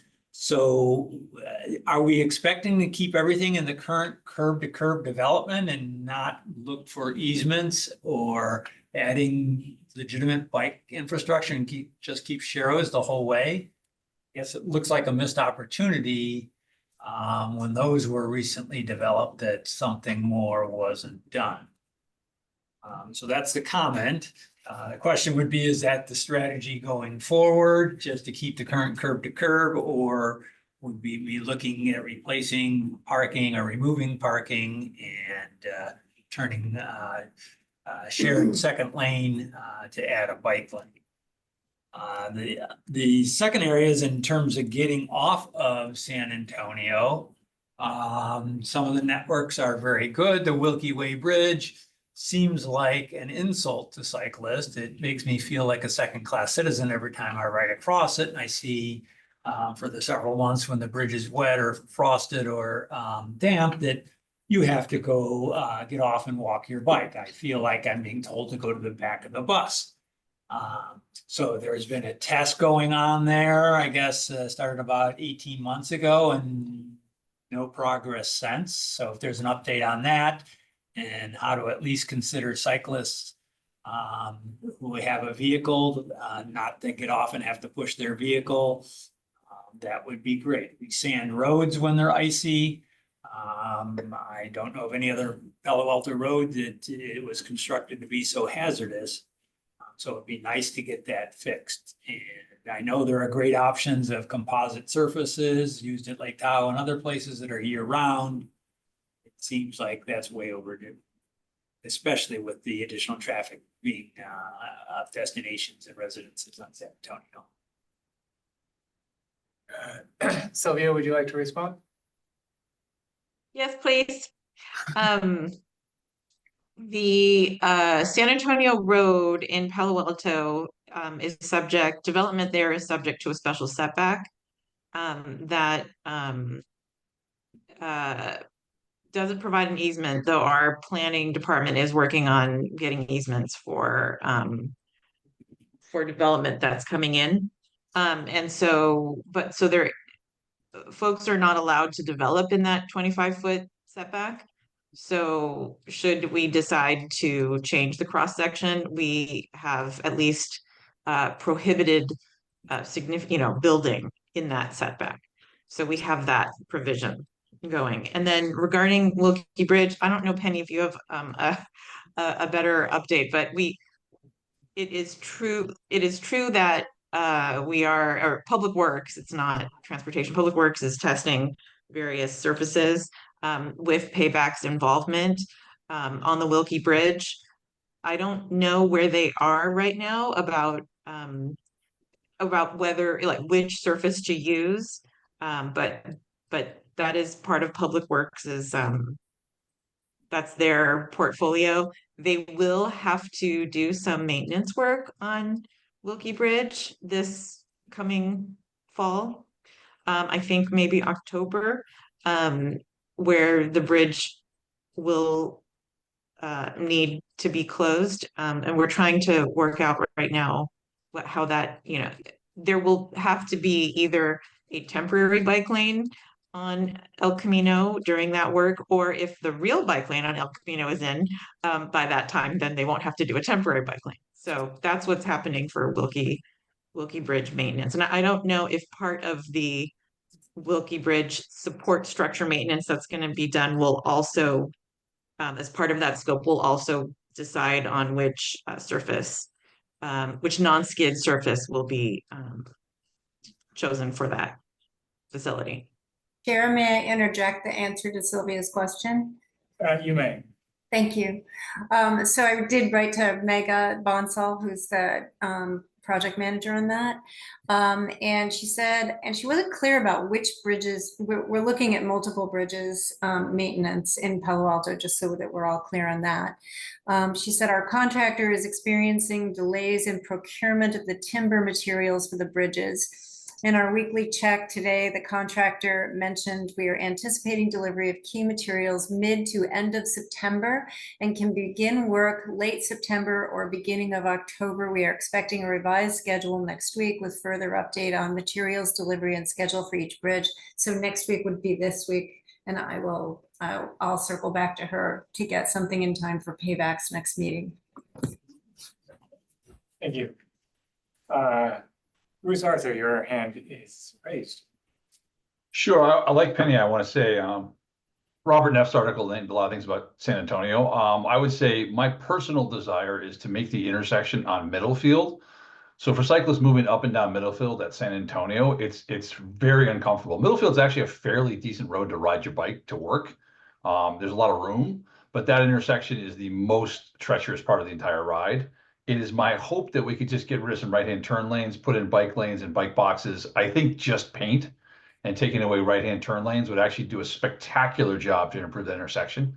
And Sylvia and Charlie, I believe that's all City of Palo Alto work. I don't think our friends in Mountain View have to lift a finger for this one. I think we can do all that ourselves.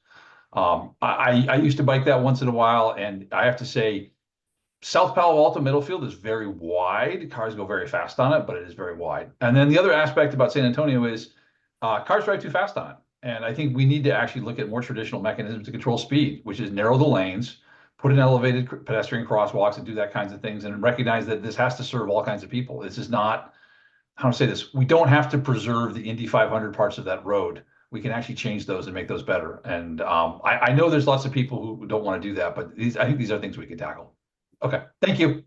Sylvia, are you answering me? Thank you. Yeah, I just want to add on, thanks. San Antonio Road is also a truck route in Palo Alto. So whatever changes we make there, we have to still maintain the facility for very large trucks. Can you say exactly what that means?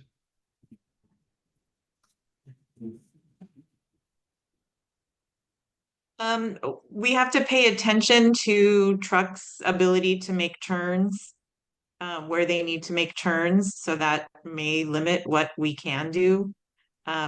We just have to make sure that trucks can negotiate it. Can you remind us what other truck routes in Palo Alto are, so we have something to compare that to? El Camino. I'm trying to remember the other ones. That's the main one. Okay. Definitely not. The city council wants to put a lot of housing down there and add a lot more people. And I think we need to actually adjust the road. And okay, yeah. You can't say And truck we route do can. nothing. I Right. know we can do a lot of stuff. Yeah. Yeah. No, okay. We can still do lots of things. It just, for example, would we want an on-street bike facility next to, on-street, unprotected, striped bike lane next to trucks? If So that it would if that takes away 2 feet from the driving lanes, then yes, I absolutely want it. There's no bike in it. And I mean, it just might, yeah. Anyway, I don't want to get into the conversation right now, but there are lots of things we can do instead. It doesn't, yeah, we can talk about that. Okay. Again, Middlefield, the crossing is my most important thing, and then slowing down the traffic on San Antonio would be second. That's it. Thank you.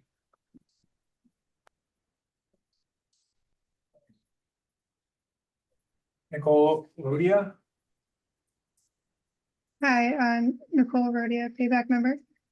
Yeah, I'd like to, I guess, maybe focus my comments on crossing San Antonio Road. A lot of commenters have already kind of touched on that. But I think the best crossings for bicycles and pedestrians are ones that are on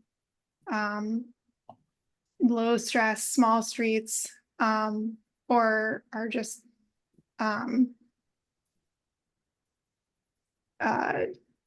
have cars at all. And I think there are actually existing 2 undercrossings already of San Antonio, one at San Antonio Circle near the San Antonio Caltrain, as well as the one that was mentioned that connects to San Antonio Avenue and the Waymo Google X campus.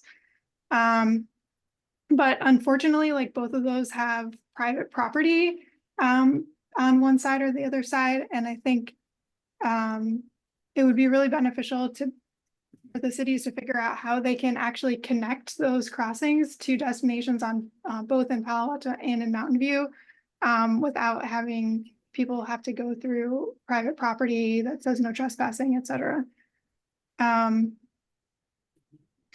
And I guess, yeah, another location where there's like a potentially lower stress crossing is at Leghorn Street. And I think it's the Greenhouse Apartments. But again, that's also like a private property area. So yeah, I guess I would like encourage the cities to look at these kind of crossings rather than like Middlefield, Charleston, Alma Street, right? These are like really big, fast roads. Even the California street crossing, as the public commenter mentioned, is like not super fun to do on a bike. And so how, like, yeah, I encourage the cities to look at how we can leverage kind of these existing facilities to actually create better connectivity. Thank you. Thank you. Member Kuzma.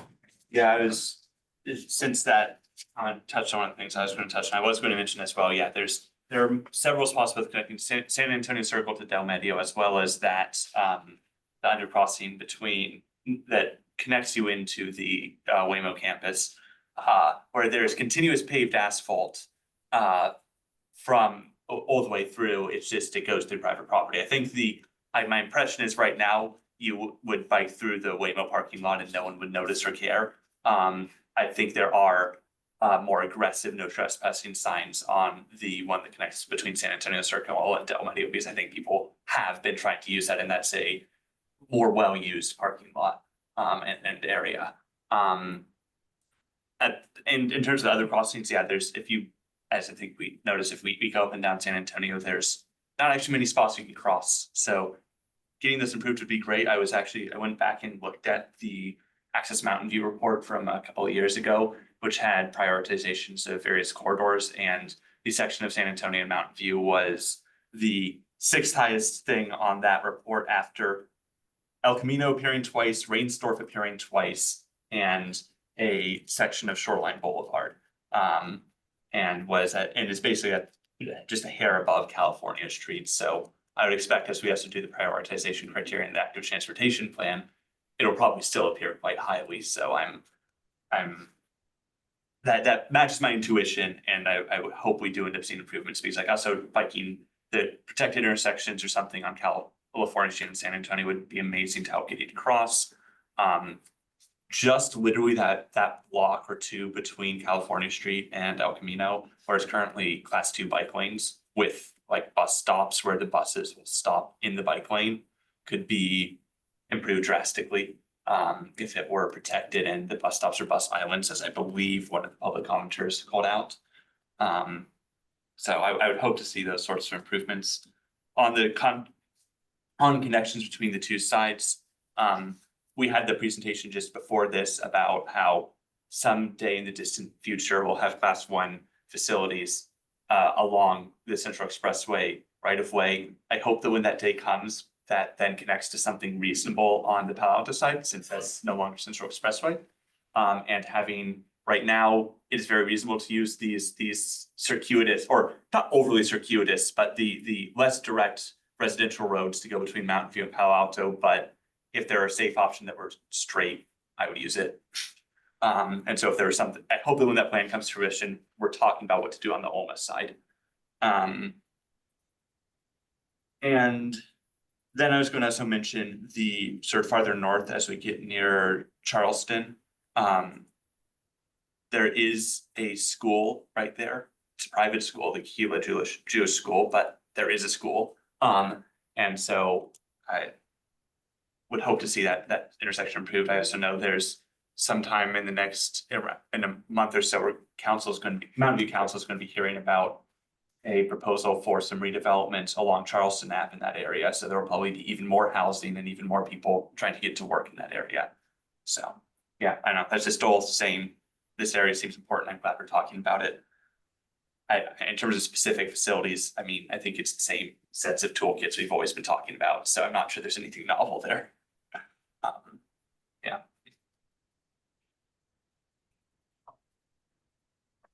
Thank you. Member Adami. Yes, so I also had a note, and I filed multiple Ask Mountain Views about the connection between San Antonio Circle and Del Medio. And I'm so paranoid that we're gonna miss when Bruce Bauer and Stanford Electric, who have that big sign saying no bikes or pedestrians going through here, which means lots of bikes and pedestrians want to go through there, that the city's going to miss the opportunity to somehow get a paseo there. So I don't know, just please remember. And then, okay, this is like maybe a little bit particular, but I had to re-look up like which parts of San Antonio are Palo Alto and which ones are Mountain View. And I've written in before, I think it wasn't a bike issue, it's something like regular car traffic. And I wrote to Mountain View and Mountain View was like, well, that's not us, that's Palo Alto. And okay, that's totally fair, right? Palo Alto is who I should have written. But I think people don't really write in that often, and I'm not sure I actually wrote into Palo Alto. It's like another thing. Oh, I have to figure out what my login is for like Ask Palo Alto or whatever it's called, blah, blah, blah. So I think actually it would be nice if the cities collaborated and just forwarded stuff, like tell the person, oh, you should also contact the city directly, but you could just be like, hey, one of our people like had this comment, you might appreciate it. I think that could help with getting more and more accurate feedback where people might not be aware of where the city boundaries are. And then, okay, so the Bay Trail was listed as one of the items, and I admit I did not do research on this, but I heard that the Bay Trail in Palo Alto no longer allows e-bikes. So I just wanted to say for like no. Okay, then maybe I'll just make this comment as like, please continue to allow e-bikes, because for many years I commuted from downtown Mountain View via Stevens Creek Trail and then Bay Trail all the way to Menlo Park. And for the longest time, I thought I could do it on a regular bike, but I would just get tired. It was like a long way. And so I would do that 2 or 3 times a week. And it was like more of this exercise thing. And then I got an e-bike and I just did it 5 days a week. So that was like a bunch of car trips not happening. So I think for both the cities, it's important to recognize that people do use the Bay Trail for commuting, and just enabling that as much as possible. I think it's another way for our cities to connect. Thanks. Just to respond Yes. to the Ask MV transferring it to Palo Alto. Yes. Hear you. We do a similar process. We do the process you're looking for Caltrans and the county. We're familiar with their system, and so what we'll do is we'll take your information, create it for you, literally copy and paste, generate the Ask MV number or whatever number they call it, provide it to you, and then close out our Ask MV. We can speak with Sylvia and Charlie. I'm not familiar what their system is. And we can learn to do that for Wow. what we do for Caltrans in the county. That's great. So, Yeah. Would you like me to answer also? Yes. If you could. Sorry, I can't hear. But I'm assuming you're saying yes. Palo Alto 311 is our system. Yes, we do the same thing that Brandon just said. We can absolutely learn about the two systems and refer folks in the right way. And just a note that it was our Parks and Rec Commission made that recommendation to council regarding the banning of e-bikes in the open space areas. That did not originate with the Pedestrian Bicycle Advisory Committee in Palo Alto. Thank you. Paul Goldstein. Yeah, I just wanted to clarify that the paved portions of the Bay Trail are open to e-bikes. It was the question of disagreements were on the unpaved portions of the Bay Trail, and specifically the I forget what creek, the Adobe Creek Leach Trail. But if it's paved, e-bikes are allowed in Palo Alto. Thank you. Just thank you for helping remind me of a couple of other comments I had on the Bay Shore Bay Trails. Specifically, I think a lot of that confusion came recently. The San Jose Mercury News had a very long article on e-bikes and the problems with them, but they didn't distinguish between classes of e-bikes. And like for myself, I use an e-assist. Some of what other things I think we all know that are coming out are more similar to what, when I was a kid, we would have called a moped or a dirt bike.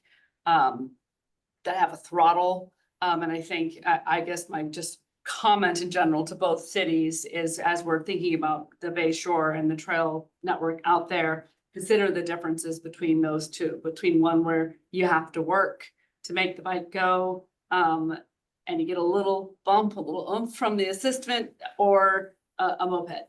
And I think that would be something to consider differently. And just to echo Member Adami's comments, that it is when I worked in Menlo Park, I commuted along the Bay Shore by bicycle 3 times a week. So thank you for that. Thank you. I have a couple, well, speaking of potentially missed opportunities. So I don't know how long ago, 2018 or something, the AC Hotel came in fronting San Antonio, and it backs up against Wyandotte Street, which is in Mountain View. It's the interface of the two cities. There's a cul-de-sac there, which I know about because I used to walk there, and I jumped the fence and I go to Crossroads Specialty Foods to get a snack during my workday. But when they did the construction, they put a big fence up, and the fence is still there. So there was a missed opportunity, in my opinion, to put some pedestrian or bicycle connection between the cities.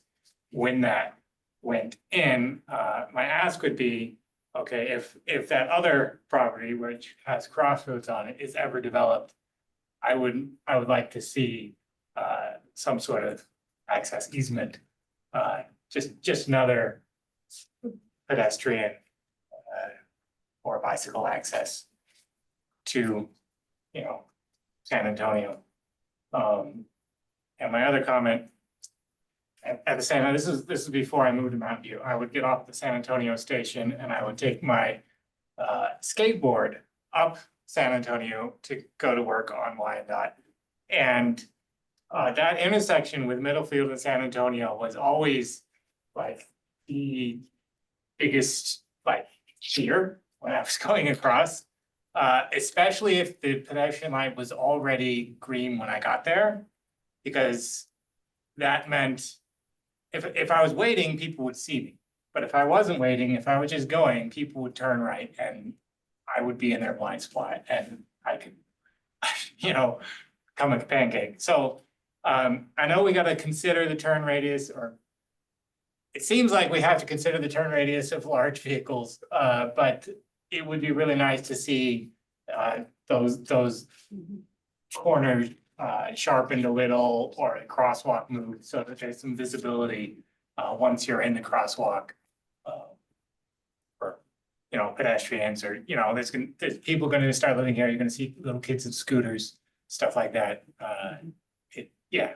It would be nice to get some visibility in that intersection. Those are my comments. Penny Ellis. Thank you. I realized as I was listening to some other people's comments that I looked at Robert Neff's comments that I alluded to, and I see that they were only sent to the Palo Alto Payback. And they were sent to Brandon White, but I don't know if they got to your committee, and I just hope that they did, because some of his remarks relate to the Mountain View side, and I think they are all excellent. I mean, I just want to say again, everybody should read these. He did a really good job, and I concur with all of it. Okay, thank you. We did receive those, and I was able to read them, and I agree with you. Thank you. Thank you. Bruce Arthur. I had one more item to add. Sort of the sad news about this is we've had fatalities on San Antonio Road in the last 10 years. So there was a motorcyclist who died in a solo accident just a few years ago.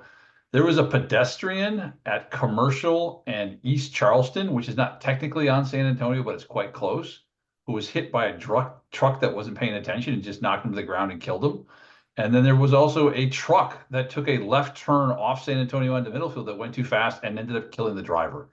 So this is an area where I think there is danger that we've all sort of talked about in a feeling way.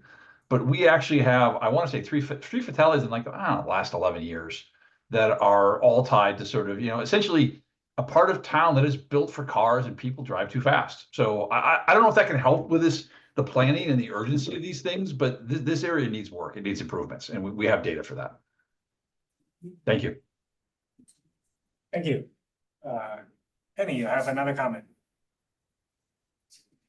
I just want to make sure that all of our friends in Mountain View understand the scale of development that's coming to that street, of residential development. It's going to change substantively. We're talking about at least 2,000 new housing units on that road. And the people who live there are going to need to get both into Mountain View and Palo Alto.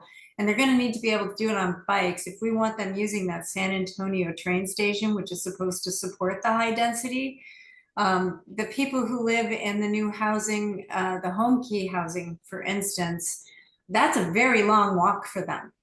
And a bicycle trip will be an absolute necessity for them. And I think also that we need to be really talking with each other about transit and pedestrian bicycle connections to a brand new VTA bus route.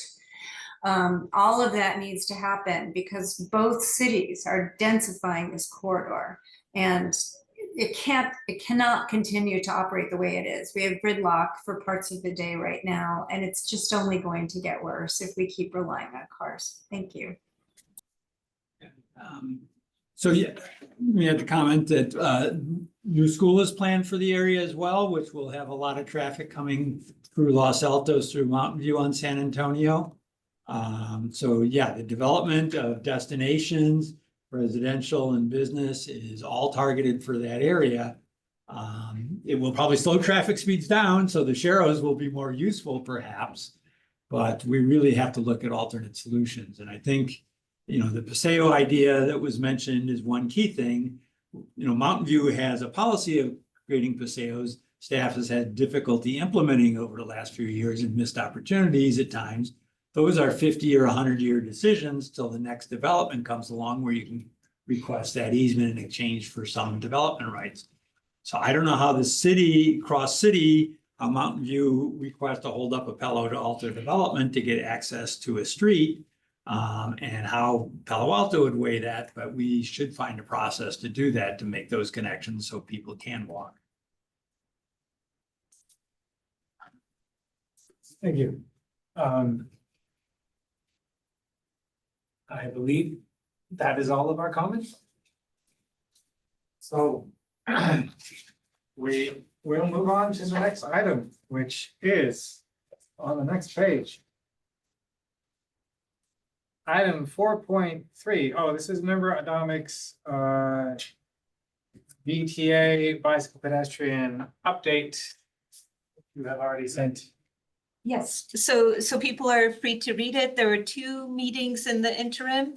August 7th actually had the same county active transportation plan, a complete streets checklist for the BART extension, and VTA's general manager talked to us about things in general. So that was a pretty interesting, kind of frank discussion. So there's a link to the video.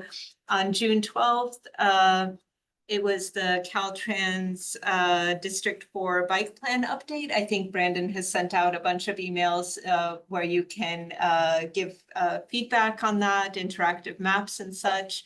Then there was a business plan for the VTA, which, again, people wanted to know more about, going toward bike and ped mode share.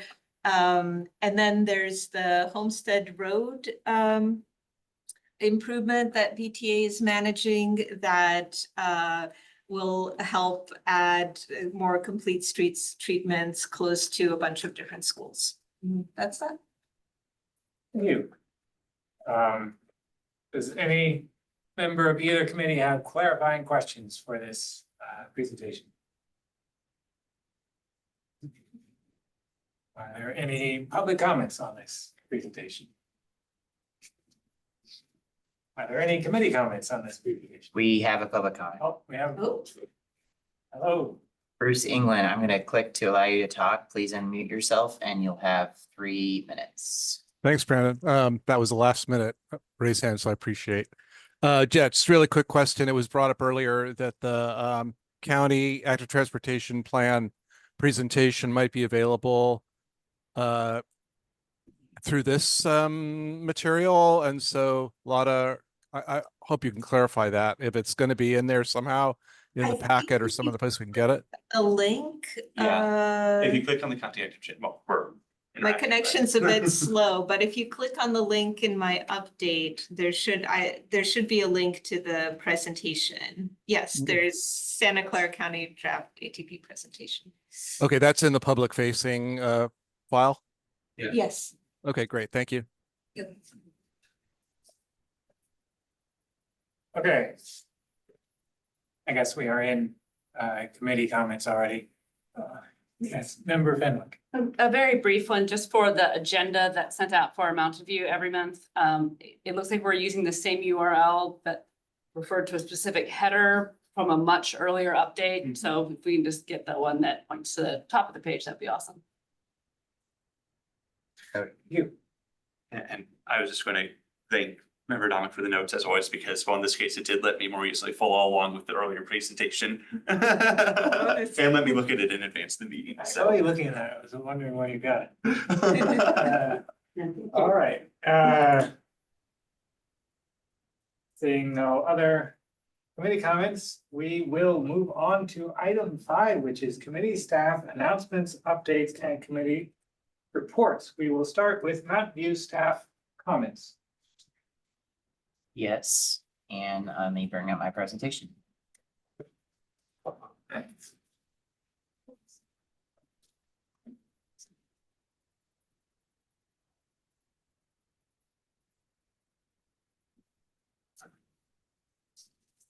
right, thank you so much, Chair.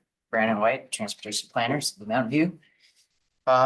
Let's recap some of the recent events since we last met here at the BPAC.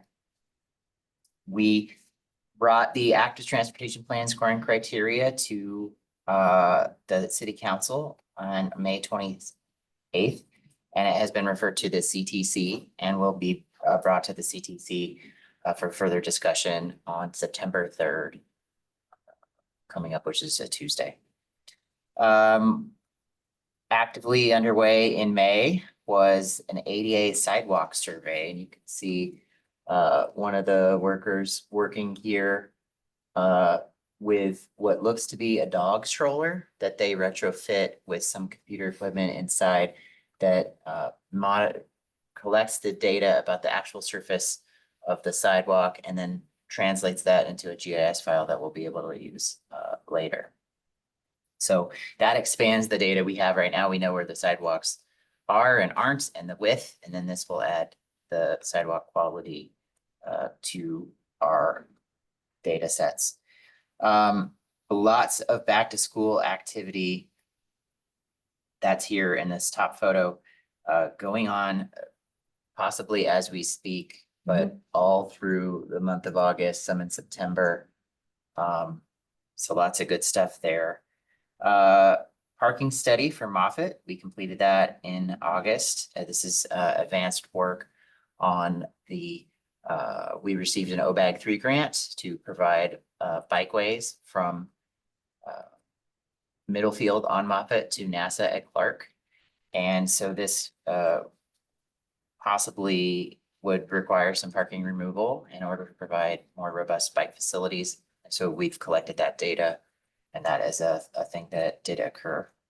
Now looking at upcoming events, tomorrow morning, 9 a.m. is the Silicon Valley Bicycle Summit in South San Francisco. The active transportation plan, I got ahead of myself. The active transportation plan would be an upcoming event on September 3rd. So bringing that back to the CTC. The Vision Zero and local road safety plan is set to come to council on September 10th for adoption. Rangsdorf Complete Street Study, including Green Streets grant, is also coming to council for adoption to receive the funds that we won in a very competitive grant situation. And then the Miramonte Complete Streets Input Ride, which will be led by Transportation Planner Goss, who has had to leave. She will be leading that ride on September 28th, and details are to follow. Then I'll turn it over to Transportation Manager Lowe. So I really hope that you've noticed we have some Drive Wisely signs around the city. We produced a lot of signs. There were yard signs. We did what's called station domination at the VTA light rail station. We have the bus stop signs along El Camino and some other streets. I think maybe there's one on San Antonio even. And then the latest thing was the Drive Wisely flags on El Camino going over the 85. We've also been, so in the last couple of weeks, we've done 6 back to school. Is that right? I think it was 6 back to school. No, it was 6 ice cream socials and 10 back to school events. Somebody's attending one right now, or maybe a couple of them. And we have a whole lot of similar material that is specifically focused on the schools and kids. So there's like, drawing things. There's the rules for riding. We have, this one hasn't gone out yet, but we'll have a utility bill filler. So when people get their utility bills, they can get instructions on driving wisely. We have school drop off and pick up information with lots of information there, and little, what they call palm cards. I thought that was something to do with fortune telling, but apparently it's about getting information on traffic safety, and also stickers and temporary tattoos. So lots of things going on in terms of outreach for Vision Zero. This is one of the first steps in terms of the vision. The action plan hasn't gone for final adoption, but this was one of the strategies that we're doing to implement it even as it's getting adopted. And then finally, I will give you 3 months, you see 4, but they're 3 months new to all the Ask MV reports. The numbers are all, basically in line with what we've seen before for February, March, and April. And some of the highlights are as follows. In February, we had a lot of trees down. And then we had an unusual number of sidewalk crosswalk requests made via Ask MV. In March, we had 2 complaints, requests to not have cars blocking the bike lane at 555 Evelyn. We're aware of the issue, and we have a grant we've received from the MTC, which will let us start designing ways to address this issue from a public streets perspective. That is underway as we speak. There was a skid out on one of our trail bridges leading to a crash. And since that time, this was in March, we have put non-skid paneling on some of the bridge decking. We've received great feedback again from the Ask MV to extend that non-skid paneling and to bring it to another bridge. And the Parks Department will be able to do that if they haven't actually already. It's any day now type situation. So great. Let's see. There was a new law about a year ago in California where you can park your vehicle within 20 feet of the approach of an intersection. And so as it currently stands right now, that is not enforceable unless you put red paint down. We had a request at Bay Street and Center Street to enact that law now by putting in the red paint, and it did happen, and that request came from Ask MV and has already occurred. So I wanted to let you guys know about that. We had a request for more trees on Miramonte, and a lot of requests in March, a lot of requests for crosswalks. And then a complaint of trash cans being put in the protected bike lanes near Graham Middle School. Can I ask a clarification on the red paint? You can ask in the clarifying question section. And I am almost done. I have two more for April, not as many for April. Again, 555 Evelyn was requested just this time once. And then somebody loves the foosball tables in Castro so much that they needed to do an SMV, which is fantastic. I like it too. And that is all I have. All right, we have a clarifying question. So on, first of all, what's the assembly bill number for the? Is it 413 or 43? I've lost track of the number. Okay. 43, thank you. Assistant Public Works Director. 413. Okay, so I guess the question on the detail Sorry. is 413. on the approach to the Wilkie Way Bridge. There is the yellow, There's a Wilkie Way Bridge. okay, which is on Miller, I believe. Yes, in Palo Alto. Well, now on the Mountain View, On the approach, okay, in the Mountain View. approach in I'm Mountain seeing it. View. So there is a yellow dot ramp at 45 degrees to the intersection. That around the ramp is not red. Does it have to be red before a ticket can be issued? Right now, yes, but next year, no. And that's the approach, not the departure of the intersection. Okay, yeah, because there's red a little farther out, but the new curb where the handicap ramp is not red, there's frequently parking at that corner. So I'm if not you, sure where you're referring to. Where the new stop sign is. Oh, on Del Medio. Yeah. Oh, I if see. you want that enforced now, we have to go paint it.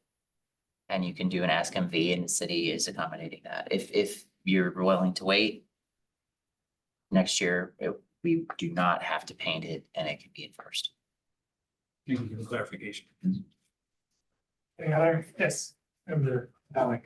Yes, so I had a question about the vehicles parked in the bike lane. In the past, when I've filed Ask MVs, the response was call the non-emergency police number. So I've stopped filing Ask MVs because I'm like, I'll just call. But it seems like filing Ask MVs did lead to action and getting grants and so on. So what is the better?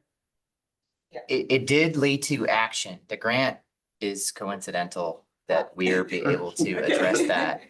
And so, knowing of a common enough problem like Evelyn at 555 specifically does help us, and Ask MVs are appreciated. If it's sporadic and not a regular occurrence, you're still definitely more than welcome to file an Ask MV. However, you should in all situations call the non-emergency line so that it can go be enforced. Thanks. And if you're telling them you'll wait there till an officer comes out, sometimes it'll actually happen. I can say that I know for a fact I didn't wait. I made the call. They were still there in the morning, but they had a ticket on the windshield. So I believe our PD is enforcing it. I had a clarifying question about the bridge with the skid. Is that the bridge in Shoreline Park, specifically the wooden bridge? That is the Central Avenue Bridge. And the bridge that we are bringing this to next is, I'm sorry, help me out, member Adonovic. What's the name of it? Dale, is it Dale? No, Dana. Dana, thank you. Yep. Okay, because my husband has skid out and injured himself on the bridge in Shoreline Park near the. Oh, I've skidded out on that. Yes. Every wooden bridge. Palo Alto will be. So maybe I'll file an ask not. Thank you. That's not the bridge you were talking about. Thank you. Sorry. The one thing I'll say is that we haven't had an opportunity yet to actually test the treatment. We are confident in the treatment. I mean, you can feel it while you walk on it, but we haven't had a rainy season yet. You should definitely file Ask MVs, but we are inclined to do them where we have known problems. But I don't know that we're going to just shift to every plank on every bridge at this time until we've seen that the treatment works. That was all my clarifying questions. Thank you. Thank you. We get to have public comment on this. Anybody? Public comment. I've got something related to Vision Zero. Can you present my video for me? That'd be great. Oh, your video? Yeah, I sent it to you earlier. Oh. I realized, strictly speaking, you're presenting. Didn't You have see- my video? I see I see it. He sent The whole just a thing. few minutes ago. Okay. But I don't see I'm the just holding my video. laptop. I'm not gonna do anything with it. I don't You see want me the to video. relink it to you again? I can do that. This is my previous email to you. That's it. Okay, I'm sorry, I don't see it in that email, but it is in a previous email that I can find. See how fast I can send you the link in the new. So it's in the new one now and. 30 seconds. I'm very close. If you're like me, you probably get a lot of emails, I'm so in it's the- hard to I'm in the scroll feed. through and find my old video. Or old. Email. He's saying it relates to staff comments because Vision Zero was mentioned. I have the video opening. Oh, I'm already sharing screen. Okay, but not on that screen. Okay, 1 second. I have to reshare to get that. Oh, I'm off screen on the video. Oh. Hi, I'm David. The camera should Messing move around with to that. you. Oh, that's the full video. That's gonna take a lot longer to find. Yeah, did You you? want to skip to 2 minutes and 30 2 minutes or seconds-ish? so? Okay. 1 second. People can't see what I see and it's harder on my end. Oh boy, this is not gonna be. It's gonna be a slideshow up there. Oh, no, that's not so bad. There, yeah, oh. Did I go too far? You said 2 minutes? 2 minutes is fine, sure. I'll just talk over it. Okay. So, yeah, I've got a camera on the front of my bike, because, when I, cross Middlefield, right at the entrance to the Permanente Creek, Trail, regularly I see people running red lights. And that's actually the reason I originally got the camera. And, I've seen it happen many times. And this was just last week. It was particularly egregious, which is why I actually emailed about it and was told I could come up and show you guys my video here. So I can't remember how long it takes for the lights to turn green. Can we see the? Can't remember if you can see the signal there, right? Ah, there it turns green. I have a green. 1, 2, and 3. They all just ran through a red light. Yeah, so that's not great. I don't like that. Happens a lot. And turns out that you guys know red light cameras are totally legal in California. We can have them. It's different from speeding cameras. There are whole different rules around them.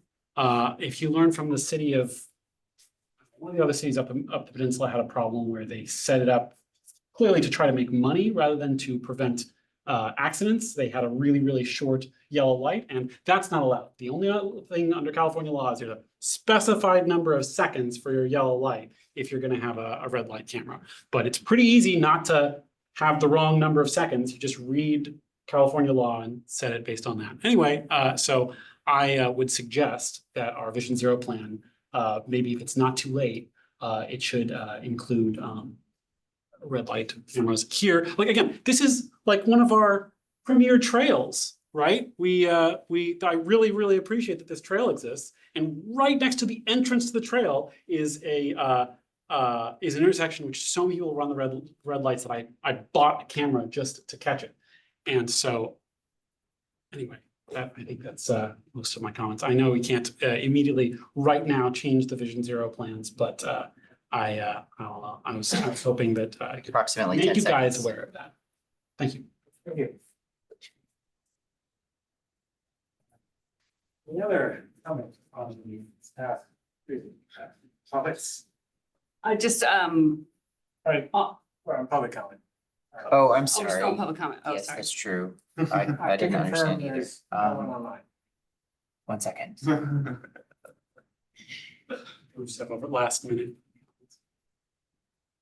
There are no other online Okay. or in-person public comments. Member Fan. Committee comment on the staff comments, just that specific intersection. I have filed several Ask Mountain Views about red light runners. And in fact, during the pandemic, it was as if the light didn't even exist. People just 2020, 21, just would drive through there with bikes and kids and stuff waiting to cross. And there's a school there as well. I have filed several tickets about it. I'll file another one. So thank you. Thank you. Any comments on the staff comments? Oh, and one other comment. It wasn't mentioned here, but I do believe we do have a major retirement within the city as well, but Yes, if that should have been added to the comments. so I guess Director of Public Works, Don Cameron, is retiring. I'm not sure what's next for the city, but maybe it can be covered another time. Do you want to say anything? Yeah.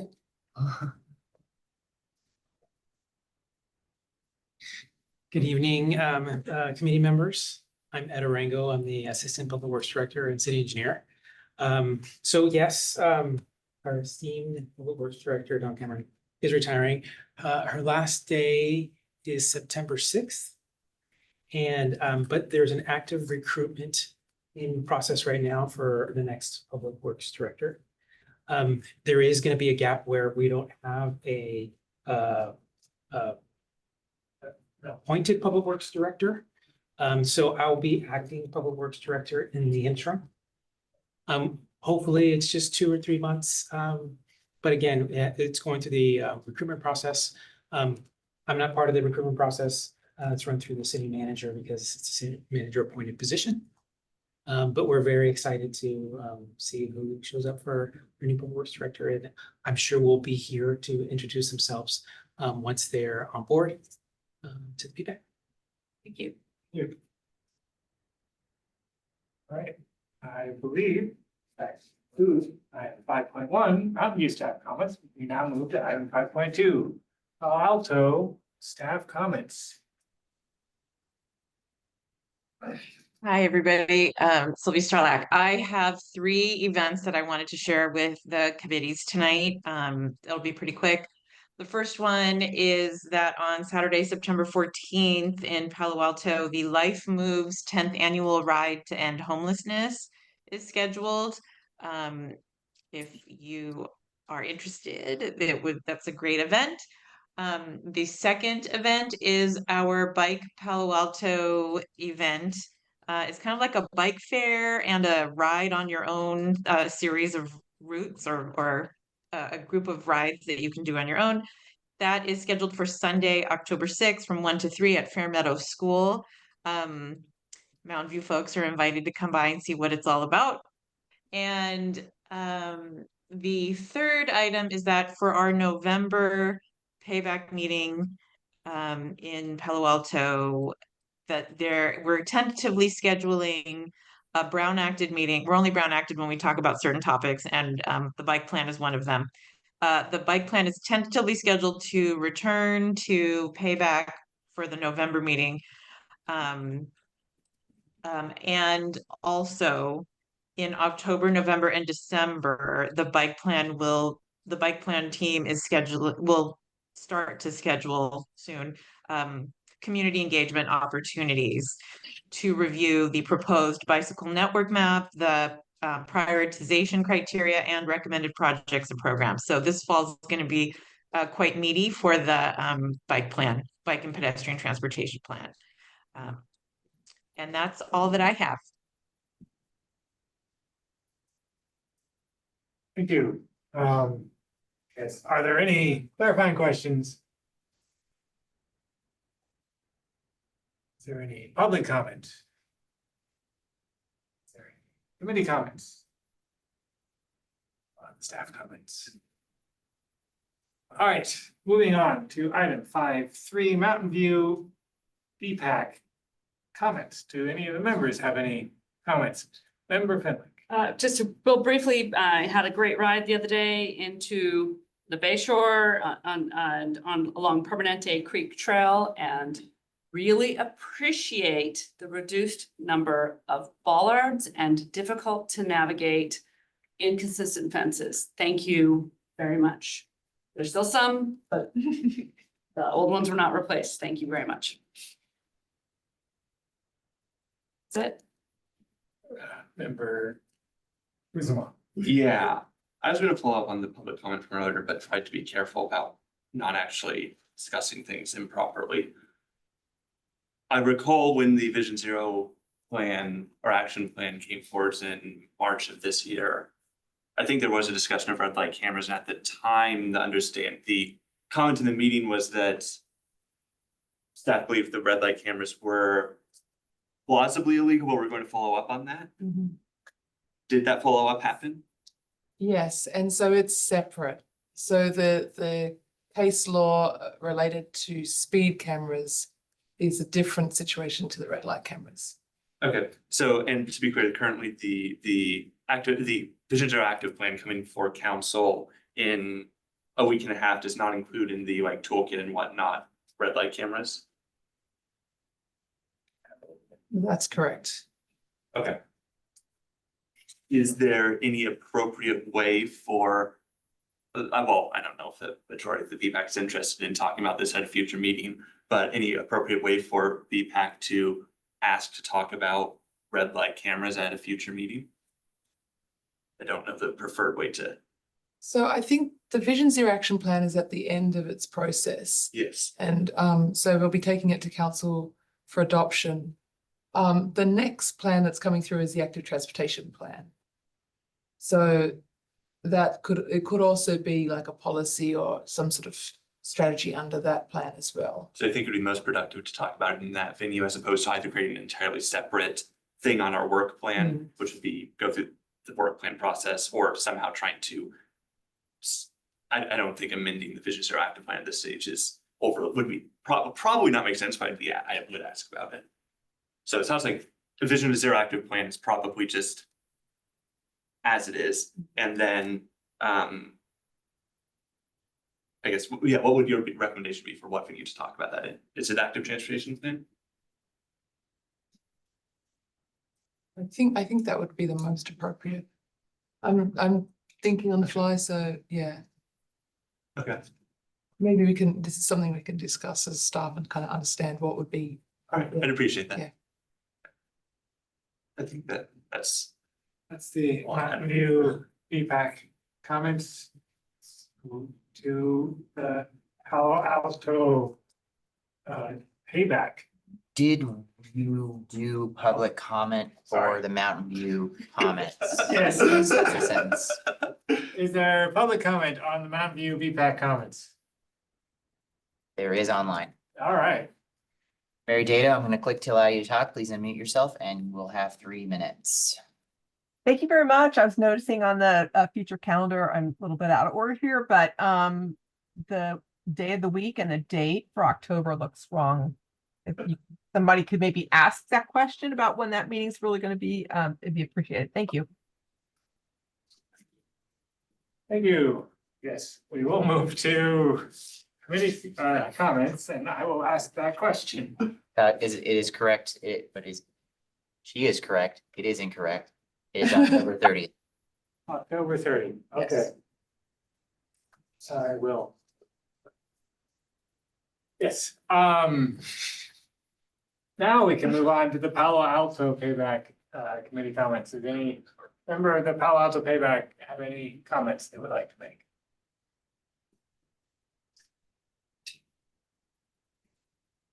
Seeing none, we will move on to set date and time for the next meeting, which is Wednesday, September 25th, 2024 at 6:30 p.m. And then we move on to item 8, which is adjournment. Meeting adjourned. Thank you so much, everybody. Thank you. Thank you, Palo Alto. Thank you. Thank you. Thank you. Thank you. Thank you. Strips at Central Avenue Bridge work.